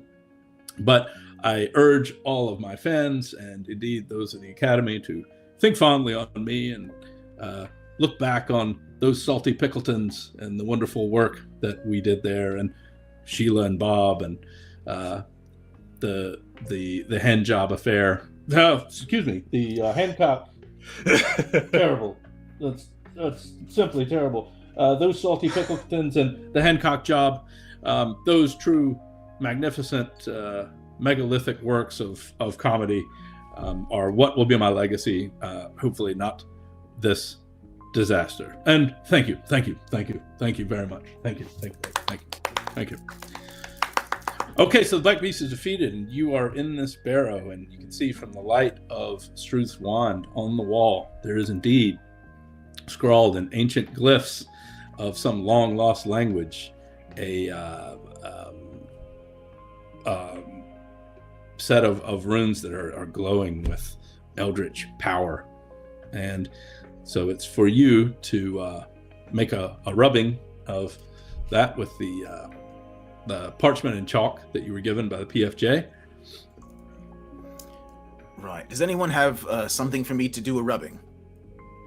The PFJ provided you. But yes. the brow. They gave me my rubbing tools. So sorry, I forgot. I've got something you can rub. Oh dear. Nope. We'll have nothing about masturbation, nothing of the like. That masturbation is right out. In fact, masturbation talk, masturbation pantomiming, masturbation euphemisms, illusions of masturbation, any gesture or speech that could be construed as an oblique reference to masturbation is right out. Take a demerit. Thank you. All right, well, I'll just go ahead and nerf that with my last merit. All right. All right. So you have acquired the rubbing of this ancient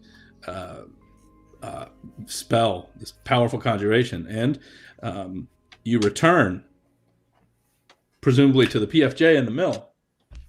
Yes, or yes. On the way, can I examine? Perhaps I've forgotten, or perhaps it was never explained to me what exactly this spell does. I don't think we know. Yeah. Okay. Well, yeah, sure. Yeah. You can. So you can certainly test your lorefulness to see if you can interpret what these runes mean. Okay, I am. Or if you have another strategy for doing so, I'm open to. Nope. If I can't use sorcery, then I think that's going to be my best bet. All right. Yeah, you can do that. Sorcery. Okay. Cool. You can try to cast a spell that allows you to read these runes. Sure. Yeah. Let's do that. Why not? All right. So that's going to be. I made a little copy and paste thing, so I don't have to type out the die roll every time. That sounds like sorcery.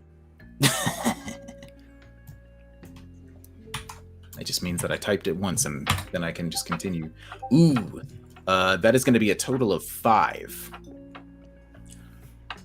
Right. The spell is ineffectual. These runes are more ancient than that particular spell you cast can interpret. I mean, you're welcome to keep trying more powerful spells if you want, or anybody can have a go if you're interested in trying to interpret what these runes mean. Is anyone here wise in the ways of magical knowledge? It's not quite science. Yeah, I think lorefulness is would be the most obvious one to use, but again, open to other ideas. Nope, that's it for me. All right. All Okay. right, I'll take a look at it. And he takes the rubbing and he kind of looks at it and he just kind of like starts moving his body to like try to make the shapes of the runes with his body. Anything yet?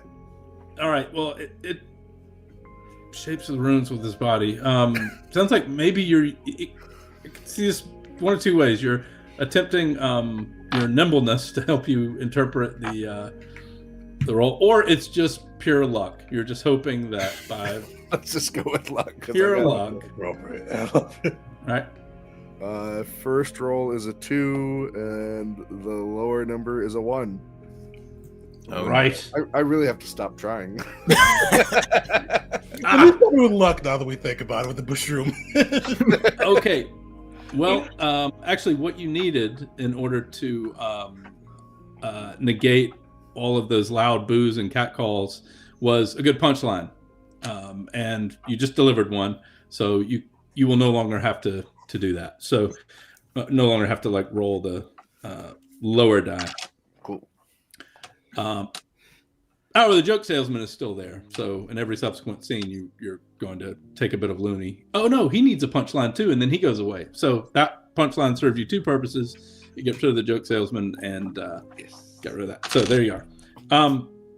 But you do have to suffer the beshroomment before that happens.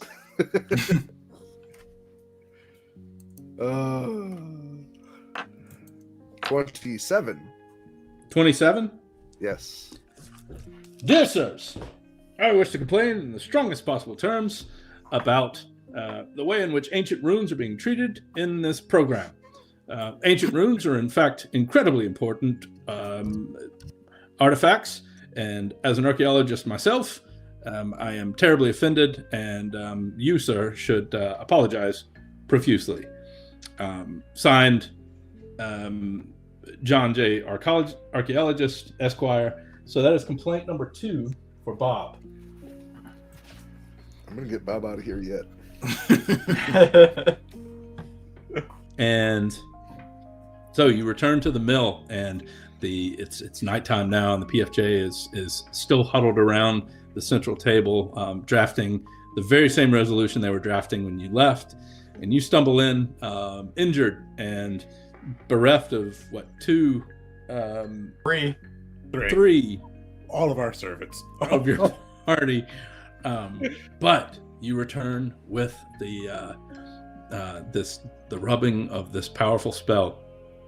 So now the only thing left to do is to translate the spell from whatever runes into Latin, so that it can then be read, and they get to work doing so. It'll take them a little bit of time to do this. What would you like to do in the meantime?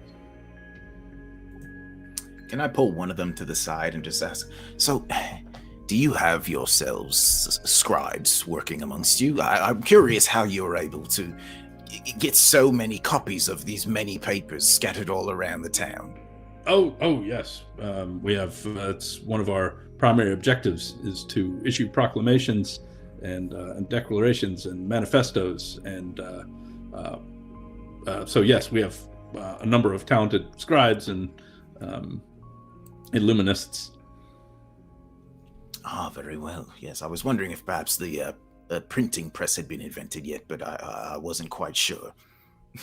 Nope, never heard of that one. All right, that'll be all then. Great.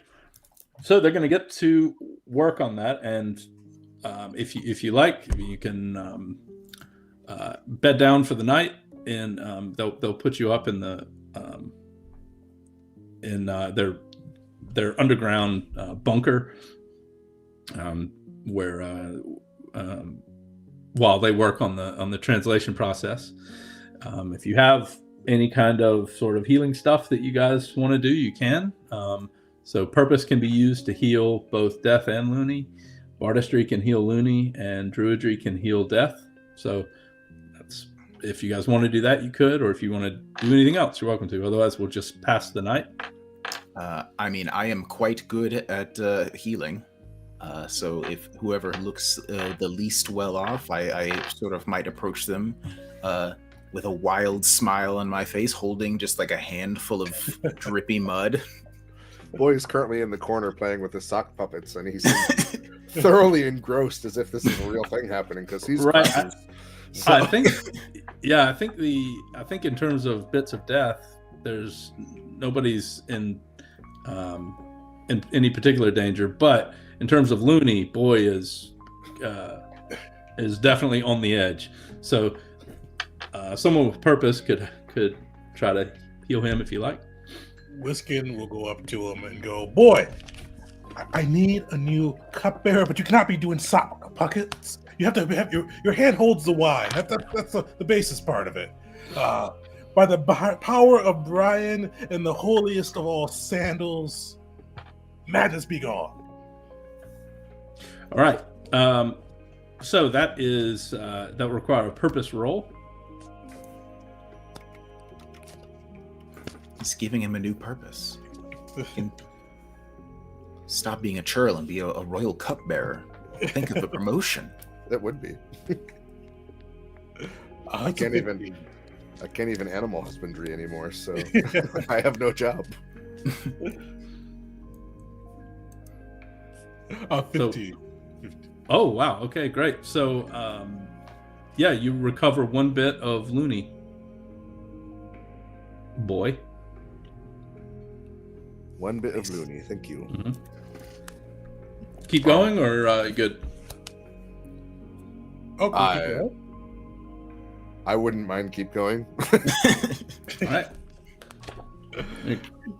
So he'll just go all this long scripture about Brian, sandals, how shoes are of the devil, and like a blasphemy, and kind of like keep trying to hand the wine glass or the wine bottle to Churl, or the boy, showing him how to pour. All right. No need to roll. Okay. That was a cracking good description. So we're going to invoke intercourse of the dice. That just works. You can have another bit of loony restored. Perfect. I'm up to daft now. I think that's good enough. All right. So in the morning, you climb up the stairs, and the PFJ, you notice that there are several of them are dead, but there are a number of them that have finished the translation, and they all look very put upon and just rode hard, put up wet, and they with shaking hands here. The work is finished. Yeah. And they hand you a scroll, and it's in Latin, and they say, be very careful. The words are deadly. By Brian, what happened to you lot? Has it not all made it through the translation process? Sadly, when you look at the bodies that are dead, they all have huge grins on their faces, and the remaining PFJ, or I guess Herbert Anchovy, the leader, says they died laughing. The deadly joke. Well, if you have to go some way, I guess that's not the worst. No, it was horrible. Oh, it was horrible. Right. Well, I'm glad I night- can't read. I've got a what? I said, well, right. I'm glad I can't read. Oh, good. Well, that's a spiffing good punchline. Take a merit. I'll hold Say on so. to that. Read this to the Romans. But okay, if we read it, will we die of laughter too? Right. They're just a few miles down the road there. You'll find them on a hill right at the head of a small stream. Good luck. We're with you, but only in spirit.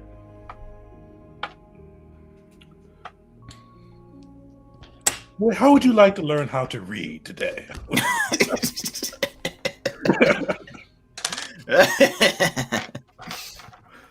Right.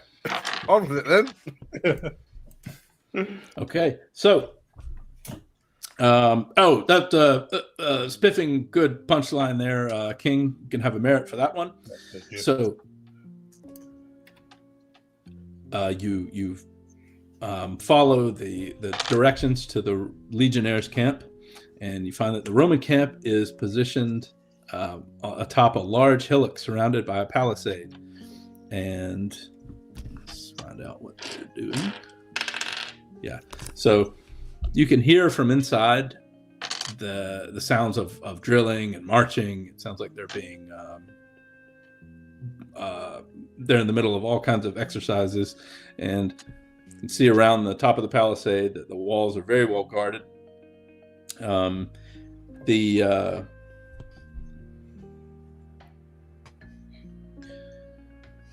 There's also a running down from the fort is a dry stream bed, and it looks like, standing in the stream and all around the palisade, it looks like the fort is already under siege by barbarians, and they are a strange-looking tribe of barbarians. That they all have very small mustaches and underbites, and they all have glasses, and they wear Wellingtons and stand like this, and they've got nappies on their heads, and they're yelling, "We like to stand in streams. You've damned our streams," over and over and over. And the legionnaires, a lot of them, you can see, have their ears. They have cloth stuffed in their ears to avoid the cacophonous and repetitive haranguing from these barbarians.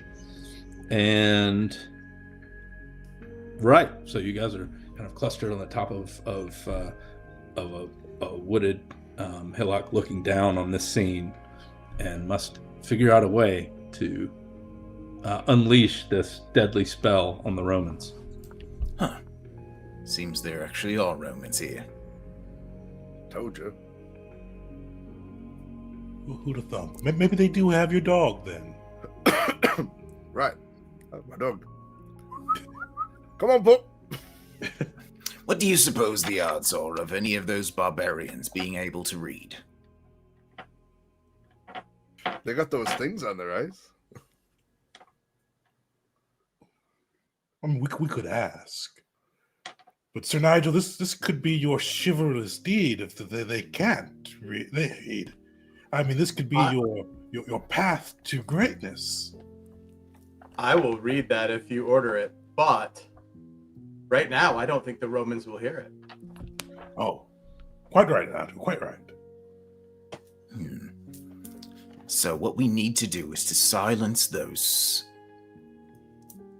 shouting fellows so that our good Sir Nigel could rush in there, read the joke, and perhaps die in glorious battle in his chivalrous deeds and whatnot. But Right. you think you might be able to magic the joke in? Have them read it themselves? It is in Latin, and from what my study said, they do speak Latin. I think they invented it. Huh. That is interesting. If I could get the joke in there, get them to read it out loud and be very loud about it so that everyone in the area could hear it while we remain safely far away, we might be able to defeat them. Interesting. But first we drive off the barbarians. Right. And you said that they're all standing,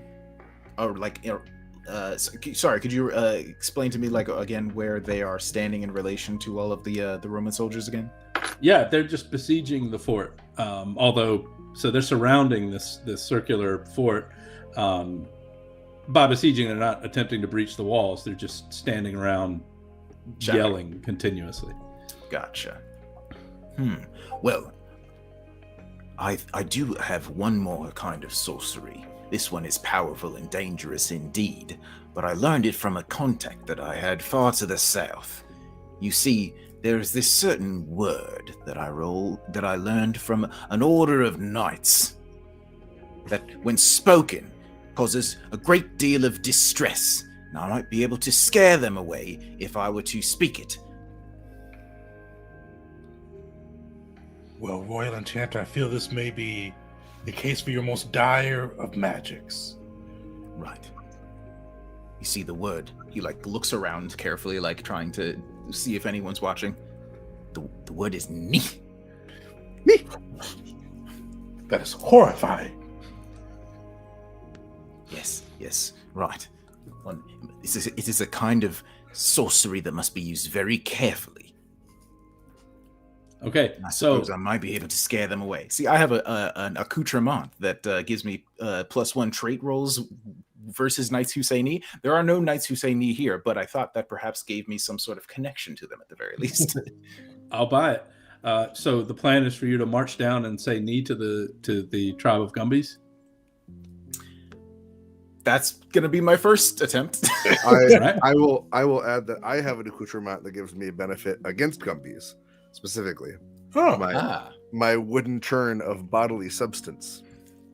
Oh. how is boy going to deploy that? Well, I suppose that Boy and Struth can walk down together, and perhaps while I'm churning, you can say "ni." Excellent strategy, Boy. I'm almost loath to say it, but I'm almost glad that we brought you along. Right. So our two upper class toffs will bravely stay behind and oversee this endeavor. Boy, with his churn of bodily substance, are you going to put the substance on yourself, or just be a churning? Or I guess initially I will just be churning it. The sloshing sound will hopefully garner their attention, and we'll see where we go from there. All right. So down you go, and as soon as you begin churning the churn of bodily substance, the miasmic odor that issues from it is potent, and it brings all 30 of these Gumbies lumbering over. Says, "You've got substance. Substance." Right, yes we do. And now that we've got your attention, I have something to say. He stands up straight for the very first time since you've all seen him. Just, rather than being a hunched over wizard like he's been this whole time, he stands up straight. Right. I say to all of you, Neh. Right. So, I think this is going to require a sorcery roll to pull this off. I could be convinced that others might use something like druidry, since the Knights Who Say Knee are of that ilk. I didn't even know that. Well, I mean, with their antlers and everything. But sounds like, a spell to me. You know what? It sounds like a spell to me as well. All right. All right, so that is going to be a lovely D14 plus 2. Here we are. Oh, all right. This is such a good plan that the Gumbies actually are one of the very few creatures, peoples, anything in feudal England that are indifferent to sorcery. But this plan is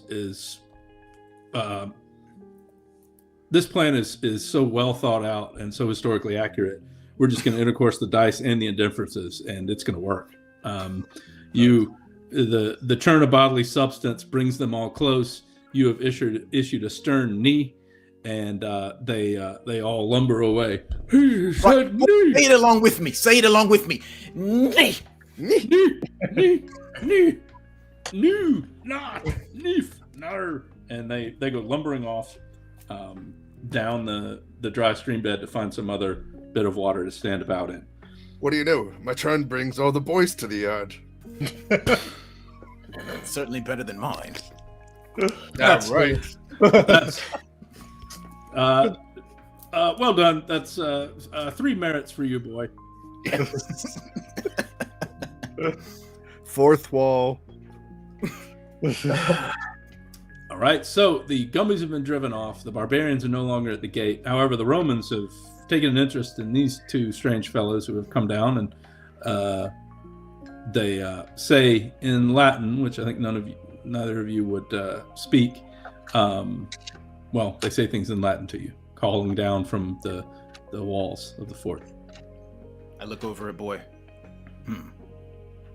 Seems we've run into a problem. And From where I'm standing, I'm going to call out, just like waving my arms. Excuse me, sirs! all right, so King and Knight, the barbarians have been driven off. What are you doing? I will head down now to where the my party members are waving Whiskey will and frantic. Look Okay. up. Nigel, it's safe, right? He's no longer saying that word, right? Now He that is he's a no warrior, longer sir. saying the word. Right. Once I get down there, I'll nod at the king since they're no longer speaking the word. So you two guys can understand what the Roman legionnaires are saying, and they are thanking you for driving off the meddlesome barbarians, and they're pulling the claws out of their ears, going, "Oh, thank goodness! Oh." Tell them we've got a message for him. Message for you, sir. They say, well, they can't understand you. Well, I was telling them to say that. Oh, okay. And the boy says he has I- a message for you. I have a message for all of you.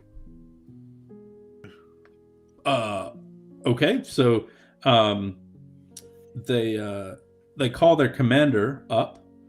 The centurion Anusius Prolapsus has stop that. and he is standing on the ramparts and looking down and saying, message from Rome. Will they be here soon? Wait, are you going to say it right now? Because I might want to take a few steps back. Well, my plan at this point was just to walk up and deliver the parchment to them so they could read it themselves. Yeah, I will go up to him and say, it's important that this message from Rome is heard by everyone, and then it will hand him the message. Okay. So they're up on the walls. I think you'll need to induce them to open the gates to you first. But you have said message from Rome, and you can see his eyes light up at the mention of that. He says, open the gate immediately. News from Rome. And they open the gate, and you go into you're ushered into the center of the fort, and all of the 199 legionnaires and Anusius Prolapsus gather around, anxiously awaiting this news. And so you're going to hand him the parchment? That was my plan. I will just read it myself. Oh. Make sure I get it. Okay. So you bear up and you read in Latin the funniest joke in the world. So everyone nearby who can hear this and who speaks Latin is going to have to test your hardiness to survive this. Seeing that he is about to do it, can I very quickly use You don't speak Latin, so you're okay. Yeah, I'm fine, but I would like to very quickly just grab a whole bunch of mud and just on both sides of the king's ears to stop his ears up with mud. Well done. Great. I'm gonna luck since I don't have hardy. Okay. It's a whopping 2. Oh, You have a merit to use? and ears are stopped up. I do have a merit. I will. Oh wait, I can will I re-roll? Can I give someone else a merit? I have 1. Do I still roll? So I use my merit to re-roll that. So I now have a 10. Okay. So, you read out this joke and see the commander, Anusius Prolapsus, first he gets it first. He's the smartest, and he starts to giggle, then begins to belly laugh and bend over, and you can see the word kind of spreading around the legionnaires as they're, it said, and it begins to spread like wildfire, and one by one, really more kind of as one, all of them are rolling on the floor, in the dirt, laughing hysterically, and all immediately. Well, actually, I need to check. Let's see. Turned a boy a bit jealous, honestly. Right? Curious what that's all about. Huh? They spammed their save. Oh. They're all decimated. All die. You've destroyed the entire 12th and 1/3 Legion, known as the Scuriae Victores. They are all have been slain by the funniest joke in the world. And heroically, Sir Nigel himself, having completed the joke, goes down with them, dying of laughter, but having decimated the Romans in a noble kamikaze mission that will live on, well, yea, verily, in history books. That particular maneuver will be studied and poured over as heroic. In fact, you'll be venerated by the Brianists, probably made into a saint. You're going to be Saint Nigel, and your memory preserved, and the tactics evoked or the tactics employed by Struth and Boy in driving off the barbarians will be studied by military tacticians for years to come. And of course, the leader of the mission, King Wiskin, will go down in history as having completed one of the greatest quests and missions of all time, having destroyed the Wast Wegian in England. And now, having successfully completed the quest and brought our session to an end, the only thing that's left to do is now, for the sake of program control, the boys upstairs, we're going to have to categorize this episode of the program. You will have to provide a title. You'll have to name this episode. Oh, the comedic genocide. Or the only funny genocide. Right? Genocide is no laughing matter. All right. Right, everyone happy with that? Yeah. All right, so with that, the clacker, and we cut, and they take the film and stick it in the can, and it's titled "Genocide is No Laughing Matter." We did it, y'all. And you did it. That is Monty Python's Co-Curricular Medieval Reenactment Program, the Wast Wegian Quest, completed successfully despite several hundred beshreuments. I wish we kept tally of them. Because I feel like 11 twice, 27, Yeah. 28. we could just count D30s and remove a few of our abilities. Well, I So wasn't there you have longer it. than ever. But anyways, There you have it, gentlemen. Well done. Definitely. No Thank one you for died. running that, No one man. important anyway. Yes. And you have successfully completed the quest. Perfect. We did it. All right. Before we do the raffle, and anybody who hasn't put in lemon curry into the chat, you get a chance to win. We've got a couple different prizes this time, so throw lemon curry in. But one of the things we always do with the games of the month too, just kind of go through and kind of give a quick round of like things we enjoyed about the system. So I'm glad we got to see a lot of them because I really enjoyed the instruments as well as having like a persona. For like the GM and like the headlight entertainment, I should say. I thought those were both really cool on that side. It just kind of threw some cool, like unexpected shenanigans into it. Absolutely. Good. I wish we would have gotten him sacked so that we could get to meet another head of light entertainment. Yeah. I was so close. I just needed one more. He's one of the harder ones to sack. It takes 5 complaint letters for him, but there are a few other things that can happen. Certain beshreuments, like one of them is the Spanish Inquisition. Oh, And if you get that one, then Cardinal Jimenez takes over immediately. So there's a few other ways, but Bob, being the kind of celebrated with his celebrated career, he's tougher to sack than some. Some only take 1 complaint letter to sack, and others he has the most. Hard to get rid of old Bob. BBC trusts him.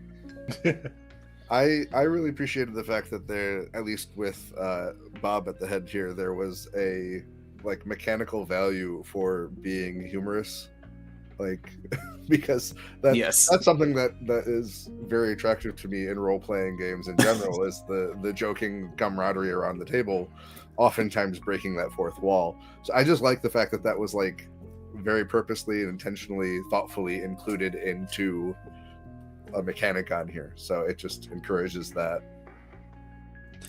It does. It and you know, it depends on the head of entertainment. There's some that only like physical humor, and wordplay will actually earn you a demerit.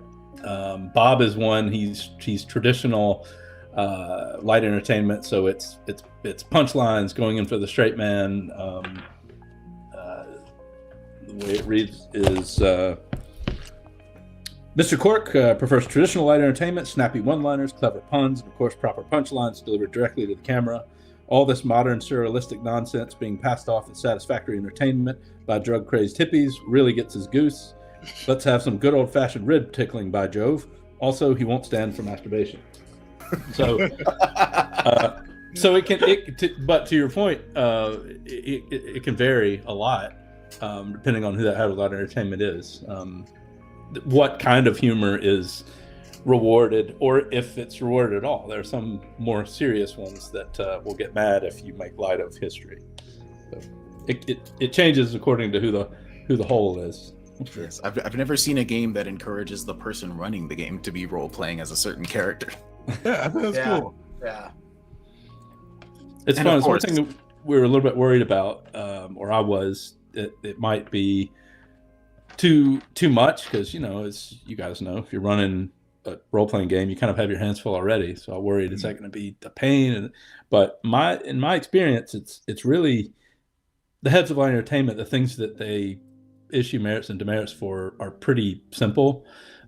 So it's not. I haven't found it to be too cumbersome. So hopefully others will feel the same way when they try it out. Very nice, very nice. I also this is not new for games, but I very much enjoyed when I was generating my character, just rolling randomly for all the things. I'm the kind of, I'm a freaking power gamer, man. I'm the kind of guy that's poring over the books trying to find where I can get the best +1. So for me, it's a unique experience to just randomly roll my character, and then immediately, as soon as I saw all the different things that I got and the stats that I had, it my character materialized in front of me as the most grubby little dude, and I fell in love with him immediately. It's crazy how I rolled randomly, I ended up with the druid. You know what I mean? The druidiest druid to ever druid.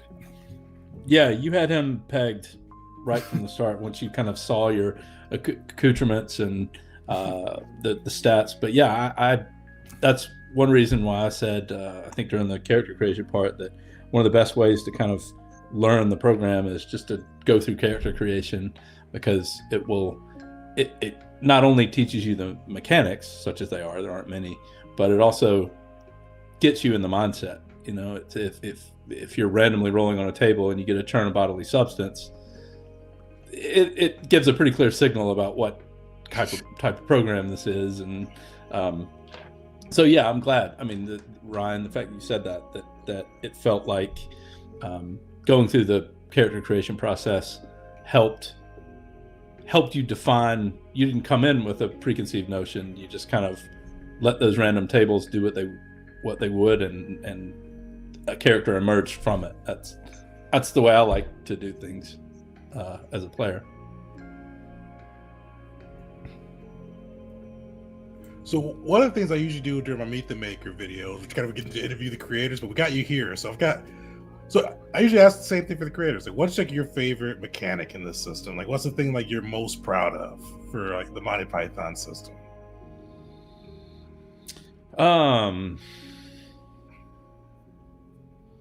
I really, and I don't think this is necessarily unique or we invented this, but I really enjoy the head of light entertainment bit. The fact that as a GM, I have certain sensibilities, and more than that, the fact that head of light entertainment can be sacked or can change mid program. We didn't have that happen, but it happens fairly often, either through complaint letters or just other beshreuments and stuff where that's it. In fact, some of the heads of light entertainment, if you just say something or broach a certain subject, they quit immediately and go back to Parliament or wherever they were. So I've found that in sessions where that happens, amazing how much it changes the complexion of the game when suddenly, you guys having all gotten a pretty good handle on what this head of line entertainment goes in for. Suddenly there's another one, and it's you try the same tack, and suddenly, oh gosh, no, we got to figure out who this guy is now. Great. I really like that part, and then the fact that your traits move around a lot based on spamming and struthing. That was something that I worried about, particularly for somebody like Ryan, who as you said, power gamer and like try to maximize things. And I worried that the fact that you kind of can't do that in this game, if someone like people who approach games like Ryan would not engage with it or not be attached to their characters because they can't build them the way they want them. It's not really it's not quite as bespoke as a lot of RPGs. And so I knew I would enjoy the fact that your traits aren't etched in stone, and you might start off really valorous and a few bad rolls in and suddenly you're terrible at it. But I always worried that for players, more power gamers and who like really building and maximizing their characters, that they would be turned off by it. So it's nice to hear that at least in Ryan's case, that wasn't I think it helps. turn off. Yeah, I think it helps that it's like, because this is the Monty Python 'Cause it's- Cocurricular Medieval Right. Reenactment program, like it's a little easier to not be Yeah. so precious with like being good and doing heroic Right. stuff and stuff like that. It's Right. great. In fact, I got excited when terrible things happened. Right. Yeah, It's Dave, funny, you were man. apologizing for the beshreuments, and I'm like, You're no, welcome. I want to see what happens. Yeah. Well, I think you guys were great because you embraced what was coming, but you weren't your characters. This is something I think we talked about in character creation. Your participant characters in the program took things very seriously. Like you guys were all very earnest in what you were trying to do, as opposed to kind of being as wacky as you could at all times. And I love when people at least give it a try that way. I feel like that it creates a much more kind of fluid experience, and when you're trying to do something serious and something silly happens, it works much better than if you're already doing something silly and something silly happens. So I really enjoyed just watching you guys do that. It makes it fun for me. Well, I was really glad that you told us that, because it kind of took some pressure off of like me thinking that I needed to be funny. Yeah, same. Right, exactly. Right, and unfortunately, Bob is one of those guys, is one of the heads of Light Entertainment that will put you on the spot, and he's going to ask for a punchline at the end of every scene, which that's normally not the case. But to your point, that's a really important thing we tried to reiterate, maybe too often in the book, is that you don't have to force the funny. It will happen whether things are going to get weird whether you try to or not. So if you want to have really good punchlines, obviously Boy had several crackers, great. But if you don't, it's fine. You're still going to be doing, plenty of the stuff that you as a knight did was funny and entertaining, but you didn't need wacky punchlines to do it. So I did really appreciate the pickup that you did off of my riff of, I had to clean up what the pigs missed. no, yeah, That was beautiful. Like, that's how you top that story. Yeah, that's great. that was Should have gotten a merit, actually. couldn't have been better. I did. He did, yeah. Yeah, I did get a merit for that. Oh, good. It couldn't have been better if we had like pre-planned it or anything. Yeah. It was just like the good old days. Yeah. Perfect. Well, I think we could probably do some raffles now. So if you haven't, throw it in the next few seconds. I'm gonna get my Nightbot going. It's gonna raffle off. So what should we do first? Should we do the coconuts first or the dice first? Oh, you're not doing like this as a whole thing? It's 3 different ones? We can do it as one thing too. Yeah, that's great. No, it's y'all show whatever you want to do. That makes sense. Yeah, yeah. Let's do that as one big thing. All right. So everybody have it into the chat. I'm gonna roll now.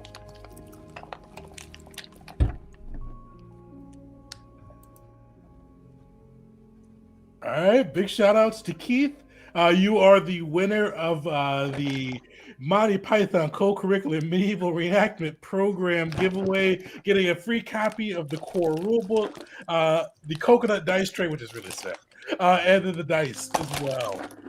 So Keith, message me with your either message me through Discord at Tegan J Gaming or through my email address teganjgaming@gmail, and we'll get your address and all of that over to Brian. And really big shout outs to Brian. This is the first time we've been able to give away both a real book as well as like supplies for the games too. So really big shout out there. Usually we just do PDFs, so we appreciate that, man. So yeah, congrats, Keith. Thanks for watching and for lemon currying. Perfect. Sweet. So, crew, any last words or thoughts? Well, one thing I forgot to mention this for things I liked about it too. I really do like the sliding dice scale. Exploding dice are fun for me in systems too, and I like how you can get like too serious with it too. Where you get a demerit if you get like crazy high. I was hoping somebody would try to get a 40, or was it 40 or 41, and get that double demerit, but nobody got that high yet. Right. But last minute thoughts, crew, before we wrap up for the night. Just that this was a lot of fun, and I appreciate you coming to run it for us, Brian.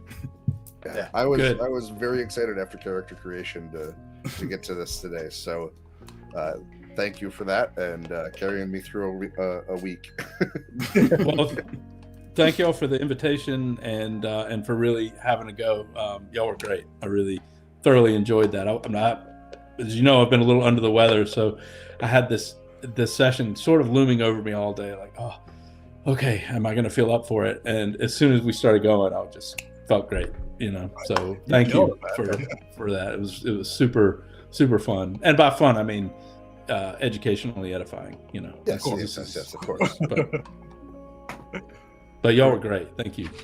No, thank you for coming on. I think I mentioned at the start of the session, but you're actually the first creator to run for one of our Game of the Month, so we really appreciate you coming on that side. And actually, so as we're wrapping up, I don't have March. Actually, that's a good call.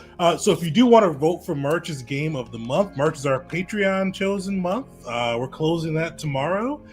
So go to if you're a Patreon member, go and vote for kind of what game you want to be. I think we're tied right now between Burning Wheel and Godbound by Kevin Crawford. So there's a couple other suggestions on there. Go through there, vote, and we'll get to see our merch Game of the Month. But stay tuned because there's still 2 videos left for Monty Python. I'm going to be doing tomorrow how to play it, since we got to run through it with the creator himself. I decided to push that after our game.